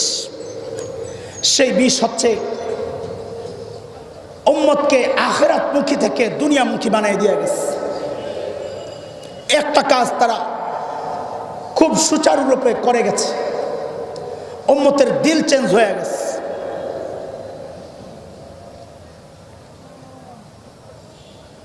গোটা উম্মতকে এখন আর দ্বীনের প্রতি ডাকলে আসে না। এখন যে হাল, বর্তমান যে হাল, আমরা বলি না মন্দির ভাঙচুর করতে, আমরা বলি না এটা, কিন্তু বাবরি মসজিদ প্রথম আঘাতপ্রাপ্ত হওয়ার পর যে একটা রিয়াকশন এই জমিন দেখেছে, এটা ইমানের দাবি ছিল। কোথায় গেল সেই ইমানি চেতনা? কাদিয়ানীদের বিরুদ্ধে আমি গত পরশু ঢাকাবাসীকে বকে আসছি, ঢাকা এক প্রোগ্রামে। ঢাকাবাসীর আন্দোলনের ঢাকা কাঁপত। কাদিয়ানী বিরোধী আন্দোলন কোথায়? কারণ ওই ইংরেজরা যেমন বিষ ছড়াইয়া দিয়া আমাদের চিন্তা চেতনাকে ধ্বংস করেছিল, তাদের দালালরাও আজকে আমাদের চিন্তা চেতনাকে ধ্বংস করে দিয়েছে। উম্মতের এই কঠিন সময়ে একজন আল্লাহর বান্দাকে আল্লাহ কবুল করলেন, বাহিরের ফিতনা মোকাবেলা করার জন্যে ঘর থেকে বাইর হওয়ার এক নতুন মেহনত চালু করলেন। হযরত ইলিয়াস রহমতুল্লাহ আলাইহি। ফিতনা আসছে ভিতর থেকে, মুজাদ্দিদ আল ফিসানি রহমতুল্লাহ আলাইহি মেহনত করলেন ভিতর থেকে, ভিতরে থাইকা। ফিতনা আসছে বাহির থেকে, শেখ ইলিয়াস রহমতুল্লাহ আলাইহি গাট্টি নিয়ে বাইর হয়ে গেলেন। উম্মতের দুয়ারে দুয়ারে ঘুরলেন, উম্মতের ইমানকে নতুন করে চাঙ্গা করার জন্যে, উম্মতকে আখিরাতমুখী বানানোর জন্যে। কিন্তু শেখ ইলিয়াস রহমতুল্লাহ আলাইহি সর্বপ্রথম স্বপ্নে যখন এই বিষয়টা দেখলেন যে আল্লাহ রসুল সাল্লাল্লাহু আলাইহি ওয়াসাল্লাম সুসংবাদ দিচ্ছেন, তোমাকে দিয়ে আল্লাহ দ্বীনের কাজ নিবেন, ইলিয়াস রহমতুল্লাহ আলাইহি অস্থির হইয়া সর্বপ্রথম গেছেন কোথায়? দারুল দেওবন্দে। কোথায়? মুসলমান, গোড়ায় হাত দিলে অনেকের মন খারাপ হয়ে যাবে।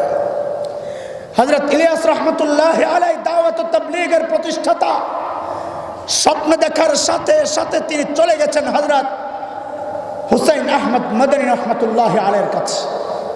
কান্না শুরু করছে, কি স্বপ্ন দেখলাম, আমি অস্থির, আমার শান্তি লাগতেছে না। হযরত মদনী রহমতুল্লাহ আলাইহি সান্ত্বনার বাণী শোনালেন যে ভাই, আল্লাহর নবী বলেছেন কাজ নেওয়া হবে, তোমাকে তো হুকুম করেন নাই কাজ করার জন্যে, মানে কাজ তো নেওয়া হবেই, তুমি এত পেরেশান হচ্ছ কেন? অন্যান্য বুজুর্গদের কাছেও এই স্বপ্নের কথা ছড়ায় গেল দেওবন্দে। একজন বুজুর্গ নিজের ঘর থেকে গাট্টিটা আইনা ইলিয়াস রহমতুল্লাহ আলাইহির কান্দে চড়াইয়া, ভাই তুমি নেকাল যাও। গাট্টি মাথায় উঠায়া বলে, তুমি নেকাল যাও, আল্লাহ তাআলা দ্বীনের কাজ তোমার থেকে নেবেন। মাদ্রাসায় আমরা করছি, একরকম কাজ হচ্ছে, তোমার থেকেও আল্লাহ তাআলা দ্বীনের কাজ নেবেন, তুমি বের হয়ে যাও। ওই যে গাট্টি কান্দে উঠায়া দিলেন দেওবন্দের উস্তাদরা, ওই গাট্টি নিয়ে আজও আমরা ঘুরতেছি। কিন্তু তুমি এখন আমাদেরকে বলো, তোমরা কারা? আমরা কারা তুমি বুঝো নাই না? শুনতে অসুন্দর লাগে, কিন্তু আমি বলতে বাধ্য। আমার গোষ্ঠী আমার ছাও, আমারে কয় ম্যাও। আমার গোষ্ঠী আমার ছাও, আমারে কয় ম্যাও। এমনই তো হইল নাকি? আল্লাহ সহি বুঝদান করেন। এদেরকে যারা বিভ্রান্ত করছে, তাদের হিদায়াত না থাকলে আল্লাহ তাদেরকে ধ্বংস করে দেন। আমাদের বুক খোলা, আমি বারবার বলি এটা, আমাদের বুক খোলা। উলামায়ে কেরামের হাতে যে তাবলীগ শুরু হয়েছে, উলামায়ে কেরাম ওই তাবলীগ ধ্বংস করার চক্রান্তে নামে নাই, ওই তাবলীগের ভেতরের আবর্জনা পরিষ্কার করার জন্য তারা নেমেছেন। আসো, বুক খোলা, এত কিছুর পরেও তাড়াবো না। কারণ যেই নবীর ওয়ারিস, তিনি বউকে নিয়েছেন শত্রুকে, আমরাও নিতে জানি। जो आसी को अपनी कमली में छुपा ले, जो जख्म खा कर भी दुश्मन को दुआ दे, उसे और क्या नाम देगा ज़माना, वो रहमत नहीं है तो फिर और क्या है। দুশ্মনকে বুকে জড়ায়া জখম যে করছে তার জন্য বদদুয়ার হাত উঠান নাই। সাহাবায়ে কেরাম উহুদের যুদ্ধের সময় বলেছেন, ইয়া রাসূলুল্লাহ হাত উঠান একটু, আর পারছি না, বরদাস্ত হচ্ছে না, নিজেদের কষ্ট না আপনার কষ্ট আর বরদাস্ত হচ্ছে না। আল্লাহর হাবিব হাত উঠালেন। সাহাবায়ে কেরাম তো মনে করেছেন এখন বদদুয়া দিবে, সব শেষ। আহা, রহমতের নবী হাত উঠায়া বললেন, আল্লাহ এরা আমার উম্মত, এরা বুঝে না, এদেরকে হেদায়েত দিয়ে দাও। সেই নবীর ওয়ারিসরা বদদুয়ার হাত উঠাইতে জানে না। কষ্টে মাঝে মধ্যে কিছু কথা বলি, হালকা হয়, কিন্তু মুখ থেকে চিরকালের জন্য সরাই নাই। আসো বুকে, আসো আবার আগের মতো এক প্লেটে খাই, আসো আসো একসাথে গাট্টিগুলো কান্দে নিয়ে মহল্লার গলিতে গলিতে একসাথে ঘুরি, আসো। কে তোমাকে ধোকায় ফেলছে উম্মত থেকে দূরে সরানোর জন্য, আলেম থেকে বিচ্ছিন্ন করার জন্য? এটা ইংরেজদের মৌলিক চক্রান্তের একটা। সাধারণ মানুষকে আলেম থেকে বিচ্ছিন্ন করো, ওই মানুষকে দিন থেকে বিচ্ছিন্ন করা সহজ হয়ে যাবে। তুমি ওই চক্রান্তের জালে আটকে গেছো। আল্লাহ সহি বুঝদান করেন। হযরত ইলিয়াস রহমতুল্লাহ আলাইহির মালফুজাতের মধ্যে জরুরি একটা কথা লেখা আছে, পড়েন। ইলিয়াস রহমতুল্লাহ আলাইহির মালফুজাত পড়েন, জরুরি এই কথাটা কোট করে রাখেন। হযরত ইলিয়াস রহমতুল্লাহ আলাইহি 6 উসুলের মধ্যে লিখেছেন, ইলম ও জিকির একটা আছে না? হযরত বলেছেন, দাওয়াতের মধ্যে যদি ইলম ও জিকির না থাকে, 100 বছরের ফিতনা 1 বছরে প্রকাশ পাওয়া যাবে। দাওয়াত ও তাবলীগের মেহনতের মধ্যে যদি ইলম ও জিকির থাকে, তো 100 বছরের খেদমত 1 বছরে আল্লাহ আদায় করে দেবেন। আজকে তাই হচ্ছে। ইলমকে, আলেমকে এই খেদমত থেকে বিতরণের চক্রান্ত চলছে। তো 100 বছর যেই ফিতনা হয় নাই, এই 1-2 বছরের মধ্যে সব ফিতনা প্রকাশ পাওয়া গেছে। ইলিয়াস রহমতুল্লাহ আলাইহির মুখের কথা, বড়দের কথা, বুজুর্গের কথা এখন আমরা দেখতে পাচ্ছি। সময় আছে। এই মুবারক মেহনতকে যদি ঠিক রাখতে চাও, তো আবারও আহলে ইলমদের কাছে হযরত ইলিয়াস রহমতুল্লাহ আলাইহি যেমন দেওবন্দের আলেমদের কাছে যায়া নিজেকে সঁপেছেন, আজও সময় আছে উম্মতের আলেমদের কাছে নিজেদেরকে সঁপে দাও। আবার মেহনত চালু হয়ে যাবে ইনশাআল্লাহ। মেহনত তো চালু আছে, একসাথে আবার ঐক্যের মেহনত, কোনো ঝামেলা মুক্ত মেহনত আবার চালু হয়ে যাবে ইনশাআল্লাহ। ওই প্রত্যাশায় আমরা দোয়াও করি, আশায় আছি। চোখের পানি আমাদের পড়ে, তোমরা মনে করো না খালি বকাই দেই, রাতের আধারে কান্নাও করি। আল্লাহে, আল্লাহ সাক্ষী, আল্লাহে আমি কসম খায়া বললাম, কান্নাও করি। আল্লাহ মিলাইয়া দাও, আল্লাহ বুঝ দিয়ে দাও, বুঝ দিয়ে দাও। হযরত ইলিয়াস রহমতুল্লাহ আলাইহি খারিজি ফিতনা, বাহিরের ফিতনার মোকাবেলা করলেন বাড়ি থেকে বের হইয়া। 2টা ফিতনার কথা এতক্ষণ আলোচনা করলাম। 1 নম্বর ফিতনা দাখিলি ফিতনা। দাখিলি ফিতনার মোকাবেলা হযরত মুজাদ্দিদ আল ফিসানি দাখিলি ভাবে ভেতরে ভেতরে মেহনত করে করছেন। কাজে আজকে যারা খানকায় বসে মেহনত করে তাদেরকে তুচ্ছ তাচ্ছিল্য করা যাবে না। তারা হযরত মুজাদ্দিদ আল ফিসানির তরিকা অবলম্বন করে ওই দাখিলি ফিতনার মোকাবেলা করতেছেন, উম্মতের দিল ঠিক করতেছেন। আজকে যারা রাজপথে আন্দোলন করে করে মেহনত করতেছেন, দাওয়াত ও তাবলীগের মেহনত করে করে রাস্তায় ঘুরতেছেন, তাদেরকেও কোনোভাবে কটাক্ষ করা যাবে না। কারণ তারা ইলিয়াস রহমতুল্লাহ আলাইহির তরিকা অবলম্বন করে খারিজি ফিতনার মোকাবেলা, খারিজি ভাবে বাহিরে যায় ওই ফিতনার মোকাবেলা তারা করতেছেন। এই পর্যন্ত আসছে। আসার পর এইবার আর দাখিলি আর খারিজি নাই, শুরু হলো আন্তর্জাতিক ফিতনা। কি ফিতনা? কথা বলেন। আন্তর্জাতিক ফিতনা। এই আন্তর্জাতিক ফিতনার অস্ত্র 2টা। কয়টা বলেন না? আন্তর্জাতিক ফিতনার অস্ত্র কয়টা? 2টা। 1 নম্বর অস্ত্রের নাম ইন্টারনেট। 1 নম্বর অস্ত্রের নাম ইন্টারনেট। আমাদের একজন বড় বলেছেন, বড় মজার কথা, ইন্টারনেট বলে এটার মধ্যে আরো কিছু শব্দ আছে, এগুলারে বাদ দিয়া তাখফিফ সংক্ষেপ করা হয়েছে। ইন্টারনেট মানে ইন্টার ইনটু দ্য নেট, মানে জালের মধ্যে ঢুক, জালের মধ্যে। ইন্টারনেট মানে নেটের মধ্যে, ইন্টার ইনটু দ্য নেট, জালের ভেতরে ঢুক, ফাইসা যাবি। এটা হচ্ছে আন্তর্জাতিক ফিতনার এক অস্ত্র। 2 নম্বর অস্ত্রের নাম হচ্ছে সেলফোন, মোবাইল। 2 নম্বর অস্ত্রের নাম, বড়রা বলেন এটা সেলফোন না, এটা হেলফোন, জাহান্নামের অস্ত্র, আগুনের ফোন, আগুনের ফোন। এই 2 ফিতনা আন্তর্জাতিক ফিতনা। এটা দাখিলি আর খারিজি ফিতনার এই পর্যন্ত হিস্টোরি শোনাইলাম, মোকাবেলার হিস্টোরি শোনাইলাম।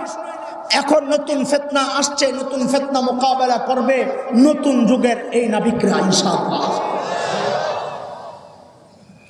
ফিতনা কয়টা? অস্ত্র কয়টা? ফিতনা তো একটাই, অস্ত্র কয়টা?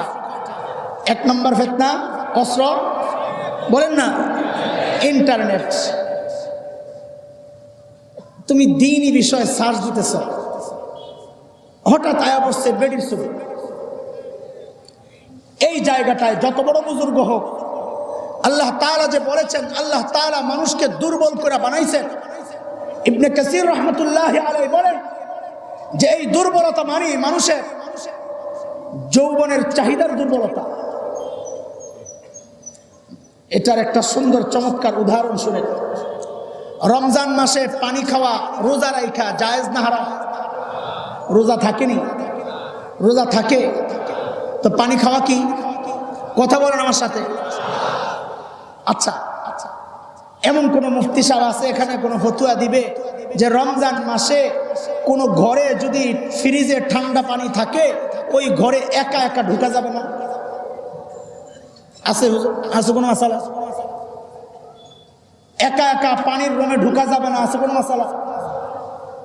আচ্ছা, এমন কোনো মাসালা আছে ওই পানির দিকে তাকানো যাবে না? কথা বুঝা বললেন? এমন কোন মাসালা আছে ওই পানিকে ধরা যাবে না? রোজা রেখা আছে মাসালা? এমন কোন মাসালা আছে ওই পানি দিয়ে মুখ ধোয়া যাবে না, ঠোঁটে লাগানো যাবে না? আছে মাসালা? এমন কোন মাসালা আছে যে ওই পানি খাইতেছি এটা কল্পনাও করা যাবে না? আছে মাসালা? কেন নাই? কারণ আল্লাহ তাআলা জানেন পানির প্রতি মানুষের যে চাহিদাটা, এটা অতটা প্রকট না। মানা করছি, মানুষ মাইনা যাবে। কিন্তু জিনা হারাম, আল্লাহ বলেন মানা করার দ্বারাই শুধু কাজ হবে না, কারণ এটার প্রতি মানুষের আকর্ষণটা সবচাইতে বেশি। এই জায়গায় মানুষের এত দুর্বলতা, তো আল্লাহ জানায় দিলেন যেই জায়গায় ঘরের মধ্যে নারী একা আছে, জিনা হারাম ওই পর্যন্তই শেষ না, ওই একা ঘরে ঢুকা যাবে না, নারীর দিকে তাকানো যাবে না, নারীকে ধরা যাবে না, ওই নারীকে নিয়ে গোপনে কল্পনা করা যাবে না। শরীয়তের মেজাজ বুঝো। ফতুয়া দেওয়া সহজ, মুখ খোলা জায়েজ, ফতুয়া দেওয়া তো সহজ, কিন্তু মেজাজে শরীয়ত বুঝা লাগবে। শরীয়ত ধরা স্পর্শ করাকে কেন হারাম করেছেন, দেখাকে কেন হারাম করেছেন? কারণ এই প্রত্যেকটা জিনিস আমার এত বেশি আগ্রহ আমাকে জিনা পর্যন্ত পৌঁছায়া দিবে। তো তাকাইলে চেহারার দিকে কোনো আকর্ষণ লাগে না, তাইলে তুমি শরীয়তের মিজাজ বুঝো নাই। যে ব্যক্তি বলবে মহিলার চেহারার দিকে তাকাইলে আকর্ষণ লাগে না, তো মন এত নোংরা কেন? আরে মন নোংরা না পবিত্র, এটা আল্লাহ জানেন না? তো আল্লাহ জানার পর এই দেখা হারাম করলেন কেন? বলে না মনটারে পবিত্র করে হুজুরের লাগে থাইকা। আল্লাহ অন্ধকার ঘরে একা ঘরে মেয়ের সাথে অবস্থান করা হারাম করলেন কেন? মেয়ের নিয়ে কল্পনা করা হারাম করলেন কেন? কারণ কি? তার পোশাকের দিকে তাকানো নিষেধ। মুফতি সাহেবদের জিজ্ঞেস করেন, মেয়েদের পোশাকের দিকে পর্যন্ত তাকানো নিষেধ কেন? সবচেয়ে দুর্বল, এটা আমাকে গুনাহ পর্যন্ত পৌঁছাইয়া দিতে পারে। এরে দোস্ত, এই কথাটা বলার উদ্দেশ্য হচ্ছে আজকের ইন্টারনেটটাও ওই রকম একটা। আমি তো দ্বীনি কাজের জন্যই নক করি, কারণ এখন তো আমার এই বুড়া বুড়া হুজুর আর ভাল লাগে না। আমার এখন সবচেয়ে ফেভারিট উস্তাদের নাম হচ্ছে ফজিলাতুল শেখ আল্লামা মুফতি ইন্টারনেট লানাতুল্লাহ, ফেভারিট উস্তাদ। বলে হুজুরদের গন্ডগোলে পড়ার দরকার নাই, হুজুররা একজনে কয় বুকে হাত বাঁধবে, একজনে কয় নাভির নিচে, দরকার নাই, ইন্টারনেটের সার্চ দিয়ে সব পাওয়া যায়। দিন এখন কোন জায়গায় ঢুকে গেছে বোঝা লাগবে, এটা আরেক ফিতনা। আলেম থেকে বিচ্ছিন্ন করার নতুন আরেক চক্রান্ত মোকাবেলা করার লাগবে আমাদের। 2 নম্বর ফিতনা অস্ত্র, আন্তর্জাতিক চক্রান্ত ফিতনার নতুন অস্ত্রের নাম হচ্ছে মোবাইল ফোন। কি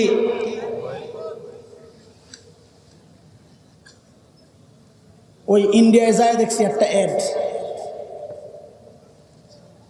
সারি রাত চলে বাত, মোবাইলের অ্যাড, সারি রাত চলে বাত মানে সারা রাত ফ্রি। একসময় বাংলাদেশেও শুরু হয়েছিল সারা রাত ফ্রি। কি বুঝলেন কিছু? সুকৌশলে উম্মতের আখলাক চরিত্র ধ্বংসের জন্য তারা আমাকে সহজ রাস্তা বানায় দিচ্ছে, সারা রাত আকাম করো, সমস্যা নাই, টাকা লাগবে না। তোমাদের এমন কি লাভ, সারা রাত বেড়া কথা কইব, তোমার টাকা লাগবে না, কি বিষয়টা কি?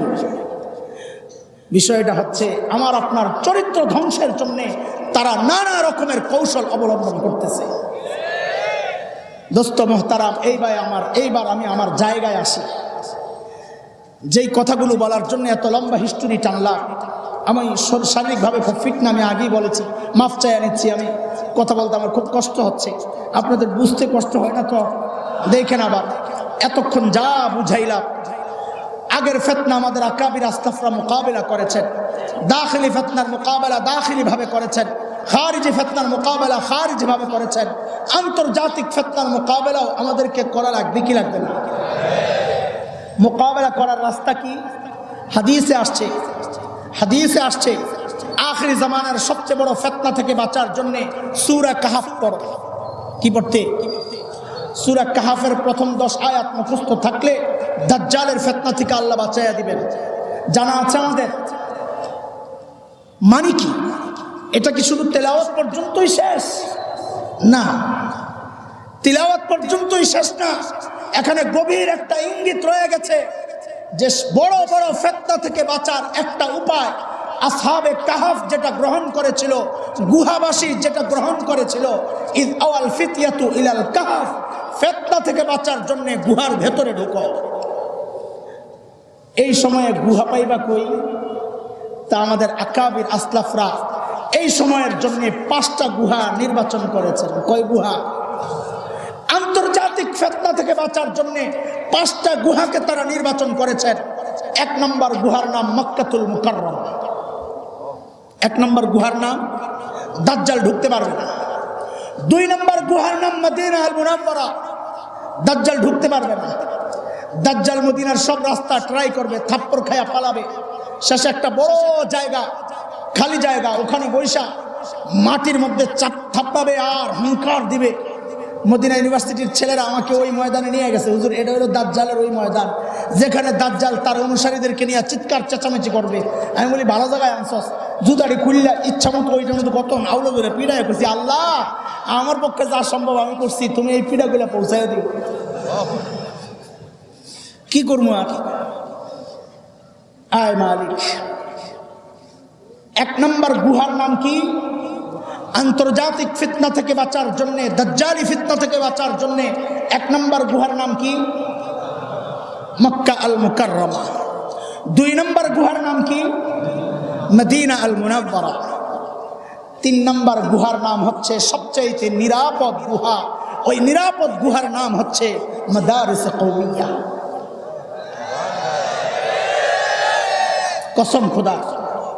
কসম খোদার আমি চ্যালেঞ্জ করলাম, কেমনে আপনারা কাছে আসলে আমি বুঝাবো? এখানে বসে আমার ওই সব লম্বা কথা শোনানোর সময় নাই। কসম খোদা, যারা মক্কার মদিনায় আশ্রয় নিতে পারবেন না তাদের জন্য সবচেয়ে বড় গুহার নাম হচ্ছে ফিতনা থেকে বাঁচার জন্য মাদারিস কওমিয়া। এসে দেখেন আল্লামা মুজিবুর রহমান হাফিজাহুল্লাহ সান্নিধ্যে এসে দেখেন মোবাইলের ওই আগ্রহ কমে যাবে ইনশাআল্লাহ।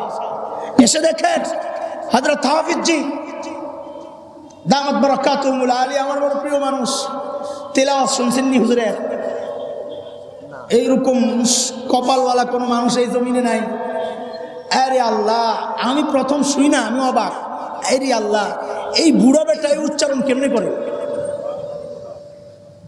আল্লাহু আকবার। এটা কুদরতের মামলা, এটা কুদরতের মামলা, এটা কোরআনের মুজিজা। এই বুড়া বয়সে এই উচ্চারণ করার কথা না। তিলাওয়াত করে। আমি সর্বপ্রথম নেত্রকোনা এক জায়গায় এক মাহফিলে হযরত আমার আগে বয়ান করতেছিলেন, বয়ান করে চলে যাবেন, অসুস্থ মানুষ। তো তিলাওয়াত করতেছেন, আমি আয়োজকদেরকে জিজ্ঞেস করতেছি এই হাফেজ সাহেবকে তেলাওয়াত করতেছে, কয় হাফেজ সাহেব এটা হাফিজি হুজুর। আমি হাফিজি হুজুর তেলাওয়াত করে মানে? বলে হ্যাঁ, হুজুরের তেলাওয়াত। পরে আমি সব খাওয়া দাওয়া বন্ধ, আমি আজকে হুজুরের বয়ান পুরোটা শুনুন। বয়ান মাকসাদ না, মাঝে মধ্যে একটু তেলাওয়াত করে, ওটা শোনা মাকসাদ। আমি অবাক হয়েছি, আমার ওই সময় হিংসা লাগতেছিল সোজা কথা। এই বুড়া বেটা এই উচ্চারণ কেমনি করে? ও, এই গোপন কথা তো আপনি আগে পান নাই। 55 বছর আগে বলে দরাটনা মসজিদে তারাবির নামাজ পড়াইছে। দেখছেন গোমরের কথা। আল্লাহ আল্লাহু আকবার কর। উলাইকা আবাই ফাজিনি বিমিসলিহি, উলাইকা আবাই ফাজিনি বিমিসলিহি। আরেকটা কপি দেখা বেটা। বক্তৃতা দেওয়া যায়, বড় বড় বক্তৃতা দেওয়া যায়। আমাদের আকাবের আস্তাবদের আরেকটা কপি দেখা পারবি না ইনশাআল্লাহ। এটা মালিকের জন্য এই উম্মতের সবচেয়ে বড় নিয়ামত। কথা কন ঠিক কিনা? 3 নম্বর গুহার নাম হচ্ছে মাদারিস কওমিয়া। ভুল বুঝেন না যে নিজেদের ঢোল নিজেরা পিটায়। কি করব? আপনি যখন ঢোল ভাঙতে চান তো আমার তো ঢোল পিটানো লাগবেই। আপনি ঢোল ভাঙতে চাইলে আমার ঢোল আমার পিটানো লাগবে না? লাগবে। উপায় নাই। কেন? মাদারিসে কওমিয়া এই উম্মতের জন্য এখন সবচেয়ে বড় গুহা। যারা মক্কা মদিনায় যেতে পারবে না, কেন? কেনর জবাব খোঁজার জন্য ফজরের 1 ঘন্টা আগে মাদ্রাসায় আইসা একটু ঘুরে যায়। ফজরের আজানের 1 ঘন্টা আগে মাদ্রাসায় আইসা ঘুরে যায়।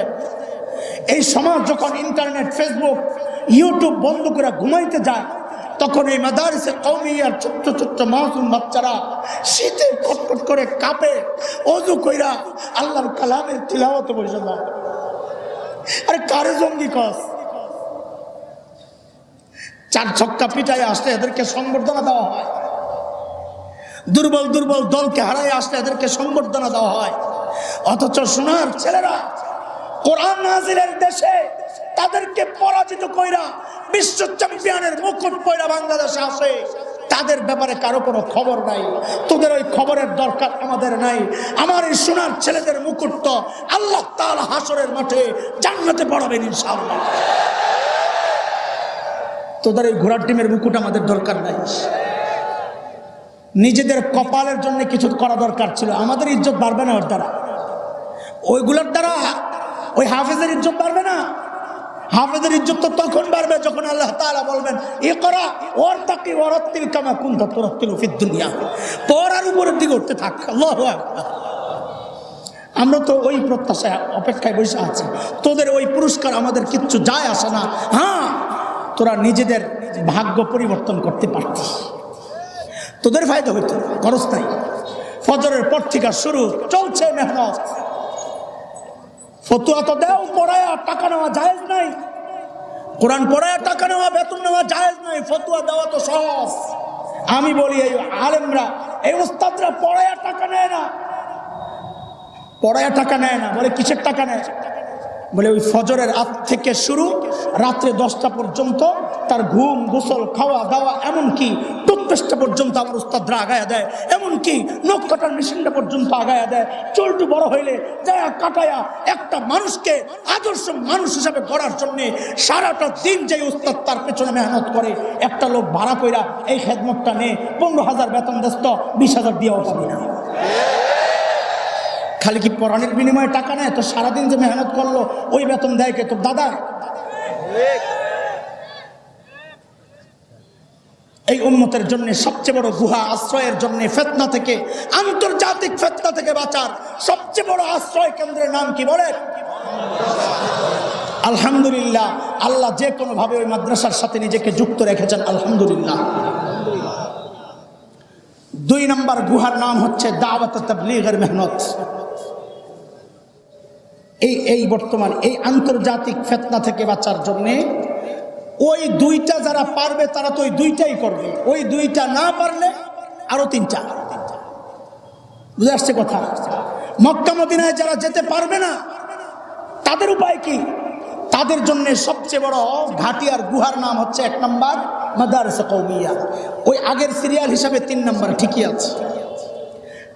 আপনাদের সিরিয়াল হিসাবে যদি বলি তো 4 নম্বর, আমি এখন যে ব্যাখ্যা দিলাম ওই হিসাবে 2 নম্বর গুহার নাম হচ্ছে কাহাফের নাম হচ্ছে ফিতনা থেকে বাঁচার জন্য সবচাইতে বড় আশ্রয় কেন্দ্রের নাম হচ্ছে দাওয়াত ও তাবলীগের রহমত। তবে শর্ত আছে। কি শর্ত? শর্ত হচ্ছে মুরব্বী থাকবেন হযরত উলামায়ে কেরাম। এরা মুসলমান, তিক্ত কথাগুলো বলতে চাই না, তিক্ততা বাড়ে কিন্তু না বলেও তো পারি না। একটা কথা সারা জিন্দেগির জন্য মনে রাখেন, দ্বীনি বিষয়ে যখনই আপনি উলামায়ে কেরামকে পিছনে ফেলে নিজে আগাবেন তো মনে রাখেন আপনার মওত আর পতনের সময় আসছে। ছোট্ট একটা উদাহরণ দেই, আমার সময় নাই বেশি, হযরত বসে বসে কষ্ট পাচ্ছেন, আমি ছোট্ট একটা উদাহরণ দেই, দিব শুনবেন? হ্যাঁ, এক লোক আছিল আলেম দেখতে পারত না। আলেম দেখতে, কিছু মানুষ আছে না এমন দাড়ি টুপি দেখলে চুলকানি শুরু হয়, ওই বেড়া ওই মার্কা চুলকানি হয়। তো একদিন হ্যাঁ স্বপ্নে দেখে কি শহরের বড় বড় আলেমরা এর পিছনে নামাজ পড়াইতেছে, ইমামতি করবে, পিছনে সব বড় বড় হুজুররা। হ্যাঁ, তো ঘুমের থেকে ওইটাই মহা খুশি, হুজুর আমারে চিনলেন না আপনারা, আপনারা না চিনলে কি, আল্লাহর কাছে আমি গ্রহণযোগ্য ব্যক্তি, সব হুজুররা আমার পিছনে, আমি ইমাম। পোলারে পাঠাইছে সময়ের সবচেয়ে বড় আলেমের কাছে ব্যাখ্যার জন্য, যা হুজুরের কাছে যা, দেখবি উল্টা পাল্টা ব্যাখ্যা দিবে, হিংসা হিংসা, হুজুররা খালি হিংসা করে বলে, দোষ ধরে দেয়, ভুল ধরে দেয়, তাও বলে হিংসা। তো ওই লোকের ছেলে গেছে সময়ের সবচেয়ে বড় আলেমের কাছে, যায় বলে হুজুর আমার আব্বা আজকে দারুণ এক স্বপ্ন দেখছে। বলে কি স্বপ্ন? বলে দেখছে সময়ের বড় বড় আলেমরা আমার বাবার পিছনে নামাজ চলছে। হুজুর স্বপ্নের ব্যাখ্যা দিছে, তোর বাবা মারা গেছে, যায় দেখ। মিলল পোলা কি ব্যাখ্যা দিল ওটা? দেখছো আমার বাবা ঠিকই কইছে, হিংসায় হুজুর উল্টা পাল্টা ব্যাখ্যা দিবে। আসছে মনটা খারাপ বাসায়, তো আমার বাবার কথাই ঠিক, ঘরে দেখে কান্দাকাটি চলতেছে, কিরে ঘটনা কি? দুইকে দেখায় ভাব নাই, বাপ মারা গেছে। অবাক, এই কি ব্যাখ্যা? দৌড়ে গেছে হুজুরের কাছে, হুজুর কি ব্যাখ্যা দিলেন এটা? আব্বা তো মারা গেছে। ও তো ঠিকই তো আছে, আমি তো এই ব্যাখ্যা দিতেছি। ওইটা তুমি আমি হিসাব মিলাইতে পারি না, হিসাব খুব সোজা। সাধারণ মানুষ যখন আলেমের সামনে এই নামাজের অবস্থায়, ওই দৃশ্য একবারই হয় যখন জানাজা দাঁড়ায় পাবলিক সামনে উলামায়ে কেরাম পিছনে, এছাড়া আর কোনো রাস্তা নাই। আলেমের সামনে নামাজে দাঁড়ানোর আর কোনো রাস্তা নাই, একটাই রাস্তা, ওটা লাশ, পিছনে জানাজা দাঁড়াইছে, হুজুর জানাজা পড়াইতেছে। তোর বাপ দেখছে পিছনে হুজুররা, তা আমি বুঝছি তোর বাপের মরণের সময় আছে। মনে রাখো, দ্বীনি বিষয়ে নিজেকে আলেমের সামনে নেতৃত্বে আনবা তো মনে রাখো তোমার পতনের সময় আসছে। জানাজা রেডি, জানাজা, তোর মৃত্যু, তোর জানাজা রেডি। আল্লাহ বাদ দেয়, এই জন্য বলছি তিক্ত কথাগুলো বলতে চাই না। আমার কাছে এই জাতীয় উদাহরণ আছে এক গাঠি, এক একটা সারলে কানতে বাড়ি দেওয়া লাগবে। আর বলতে চাই না, থাক, রাখ বেটা। আচ্ছা শোনেন, হ্যাঁ জোশে একটা বলছি দেখে বারবার বলা যাবে নাকি বেটা? আমার জানবার হয়ে যাবে বলেন, আপনার কোনো শুনতে মজা লাগবে।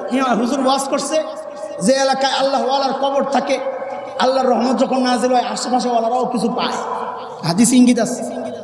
হুজুর ওয়াজ করে গেছে, ঘরে দেখে বাইরে চিল্লাচিল্লি হয়, খাদেমরে বাড়াইছে, দেখতো পাবলিক কেন চিল্লায়, কোন কথা বইলা কোন বিপদে পড়লাম। খাদেম যায় পাবলিকের কথা শুনে না দৌড়ায় আসছে, হুজুর তাড়াতাড়ি গাঠটি গোল করেন, এ এলাকায় থাকা যাবে না। কি জন্যে? বলে আপনি ওয়াজ করছেন বুজুর্গের কবর থাকলে আল্লাহর রহমত নাজিল হয়। এলাকার মানুষ চিন্তা করতেছে আমাদের এলাকায় তো কোনো বুজুর্গ নাই, হুজুরে মাইরা কবর দেয়, হুজুর মাইরা যাক, আমার রহমত দরকার। বলেন আমার জানবার হয়ে যেতেছে। বলেন শোনো, শেষ কথা, 1 নম্বর গুহার নাম হচ্ছে মাদ্রাসে কওমিয়া। বলো 1 নম্বর গুহার নাম কি? মক্কা মদিনা বাদ দিয়ে 1 নম্বর গুহার নাম কি? মাদারিসে কওমিয়া। দুই নম্বর গুহার নাম হচ্ছে দাওয়াত ও তাবলীগের মেহনত। দাওয়াত ও তাবলীগের মেহনত তাও হবে সামনে কাদেরকে রাইখা? কাদেরকে রাইখা? আলেমকে রাইখা। তুমি মেহনত করো। হযরত ইলিয়াস রাহমাতুল্লাহি আলাইহি বলেছেন এটা, যে কারো মধ্যে ইলম ও জিকির গালেব থাকবে, কারো মধ্যে দাওয়াত ও তাবলীগ গালেব থাকবে। কিন্তু দাওয়াত ও তাবলীগের চেয়ে ইলম আর জিকিরের দাম যেহেতু বেশি, তো যাদের মধ্যে ইলম ও জিকির গালেব থাকবে নেতৃত্ব তারাই দিবে। হিসাব সোজা এটা, কেমনে বুঝাইলে তোমরা বুঝবা। তিন নম্বর গুহার নাম হচ্ছে হক্কানি পীর মাশায়েখদের খানকাগুলা। হক্কানি পীর মাশায়েখদের খানকাগুলা। মাদ্রাসায় পড়ার সময় নাই, ঠিক আছে ভর্তি হয়েও না। দাওয়াত ও তাবলীগের মেহনতের সাথে জুড়তে পারছো না, ঠিক আছে যাও না। একজন আল্লাহ ওয়ালার সোহবতে নিজেকে জোড়ায় দাও, তো ইনশাআল্লাহ আশা করা যায় দাজ্জাল সহ সমস্ত আন্তর্জাতিক ফিতনা থেকে আল্লাহ তোমাকে বাঁচায় দেবেন ইনশাআল্লাহ। আল্লাহ তাআলা আমাদেরকে প্রকৃত আশ্রয়ের যে গুহা, সূরা কাহাফ থেকে যে আয়াতগুলো তিলাওয়াত করেছি, যুবকরা ফিতনায় পড়া গুহায় আশ্রয় নিয়েছে, আল্লাহ তাদের কথা সূরা কাহাফে উল্লেখ করে আমাদেরকে এই ইঙ্গিত দিয়ে দিয়েছেন, তোমরাও ফিতনায় পড়লে সময়ের গুহাগুলোতে যায় আশ্রয় নাও, আমার নুসরত চলে আসবে, ফিতনা থেকে বেঁচে যাবা। আল্লাহ তাআলা আমাদেরকে সমস্ত ফিতনা থেকে বাঁচায়া দেন। যদি হযরতের দোয়া ছাড়া কেউ উঠে যান, তা আমি মনে করবো আপনি পোড়া কপাল, পোড়া কপাল, কপাল মন্দ। আমরা পাগল হয়ে থাকি, হযরত একটু হাত উঠাবেন, নিজের হাতকে ওই হাতের সাথে মিলাইয়া দিব। আর এটা তো কোরআনের কথা, সাহাবায়ে কেরামের আমলের সাথে নিজের আমল মিলাইয়া দাও। ফাইন আমানু বিমিসলি মা আমানতুম বিহি ফাকাদ ইহতাদাউ ওয়া ইন তাওয়াল্লাউ ফাইন্নামা হুম ফি শিকাক। সাহাবায়ে কেরাম নাই, এখন আমরা আমাদের ঈমানকে কাদের সাথে মিলাবো, আমাদের হাতকে কাদের সাথে মিলাবো? ঢাকা শহরে ভিক্ষা করার একটা সিস্টেম আছে। একজন সামনে থাকে, পিছনে কয়েকজন থাকে। তো সামনে যে থাকে সে গীত গায়, কেউ থাকে গাছতলায়, কেউ থাকে পাঁচতলায়, পিছনের সবগুলা কয় আমার আল্লাহ রসুলের নাম। যশোরে আসেনি? কথা কয় না, আসেনি? তো দুই ফকির বেটা ভিক্ষা করতেছে, একটা কানা আরেকটা ল্যাংড়া। এই উদাহরণ আমার না, হাকিমুল উম্মত মুজাদ্দিদ মিল্লাত হযরত মাওলানা আশরাফ আলী থানভী রহমতুল্লাহ আলাইহির উদাহরণ। একটা কানা আরেকটা ল্যাংড়া ভিক্ষা করে। তো কানায় পিছনে, ল্যাংড়ায় সামনে। রাস্তা দিয়ে যাচ্ছে, দেখে সরকারি কাঁঠাল গাছে কাঁঠাল পাইকা রস বেরোতেছে, ঘ্রাণ আর ঘ্রাণ। তো ল্যাংড়ায় বলে হারে কপাল রে কপাল। বলে কি সমস্যা রে? তুইও ল্যাংড়া আমিও ল্যাংড়া, গাছে উঠতে পারুন না, তুইও কানা, উঠলেও কাঁঠাল খুঁজে পাবি না। আমগো কপাল, আমগো কপালে কাঁঠাল নাই। কানার মাথায় তো বুদ্ধি ভরা। কারণ হচ্ছে কম্পিউটার যারা চালায় এরা জানে লোড বেশি হইলে কম্পিউটার স্লো হয়ে যায়, লোড কম হইলে ফ্রি থাকে। কানার মাথায় তো লোড কম হয়েছে, কারণ মানুষের ব্রেনে সবচেয়ে বেশি লোড হয় চোখ দিয়া। লোড কম হয়েছে, ব্রেন ক্লিয়ার। দুই শ্রেণীর মানুষের ব্রেন সবচেয়ে বেশি কাজ করে, এক হচ্ছে কানা, আরেক হচ্ছে এই যে আমার মতো বাচ্চা যারা। বাইকটাকে ব্রেন বেশি কাজ করার কারণ হইল নেটওয়ার্ক শক্তিশালী, কলপটারে কাছে পায়। কলব আর ব্রেন একসাথে হইয়া সিদ্ধান্ত নেয় দ্রুত। তো কানায় বলে দূর ব্যাক কর, কাঁঠাল খাইতে মনে চাইছে? খুব সহজ। বলে কেমনে? কয় আমার পাউডি আর তোর চোখটিরে জোড়া লাগা। এটা আবার কি জিনিস? কার এটাও বুঝলি না? তা আমারে কাঁঠাল গাছটার গোড়ায় লয়ে যা। তো কানারে কাঁঠাল গাছের গোড়ায় লয়ে গেছে, কানায় কাঁঠাল গাছের গোড়ার মধ্যে বসে। এবার ল্যাংড়ারে কয় তুই আমার কান্দে ওঠ। তো ল্যাংড়ায় কান্দে উঠছে, আরে কানায় দাঁড়াইছে, কয় কাঁঠাল লাগ পাইছস? ভাই পাইছি। কয় পারছে। কয় এইবার বুঝছস তোর চোখ আর আমার পাও কেমনে জোড়া দিলাম? কহ বুঝছি। কয়বার খা। হাকিমুল উম্মত মুজাদ্দিদ মিল্লাত হযরত মাওলানা আশরাফ আলী থানভী রহমতুল্লাহ আলাইহি বলেন, এই মাদ্রাসাগুলা ওই কানা আর ল্যাংড়ার যৌথ এইভাবে চলবে। ল্যাংড়ার পাও, চোখ আর কানার পাও জোড়া দিতে হবে। মানে কি? মানে হচ্ছে সাধারণ মানুষ, তোমাদের পাও তো আছে, আর্থিক সচ্ছলতা তো আছে, দাঁড়ানোর মতো ক্ষমতা তো আছে, কিন্তু এলেমের চোখ তো তোমার না। আলেমরা অন্য কোনো কাজ করতে পারে না, ব্যবসা বাণিজ্য করতে পারে না, সারাক্ষণ মসজিদ মাদ্রাসায় দাঁড়ানোর মতো ওইরকম ক্ষমতা তাদের নাই, ল্যাংরা পাও নাই। কিন্তু পাও না থাকলে কি হবে, এলেমের চোখ তো আছে। তাইলে এবার তোমার পাও আর আলেমের চোখ দুইটারে জোড়া লাগাও, মানে তুমি গাছের তলায় বসো, আলেম তোমার কান্দে উঠবে, এলেমের কাঁঠাল পারবে, দুইজনে মিল্লা ভোগ কইরা দুইজনে জান্নাতের রাস্তায় উঠে যাবে। কিন্তু এখন সময় গেছে উল্টাইয়া। কি উল্টাইয়া? ওই কানা যার এলেম নাই, হ্যাঁ হুজুর রে কয় আপনি ল্যাংরা নিচে দাঁড়ান, আমি আপনার কান্দে উঠি, মানে কমিটি হইয়া হুজুর রে কান্দরা ঘুরায়। দুনিয়া পাল্টাইয়া গেছে এখন। কথা ঠিক কিনা? কথা ঠিক কিনা?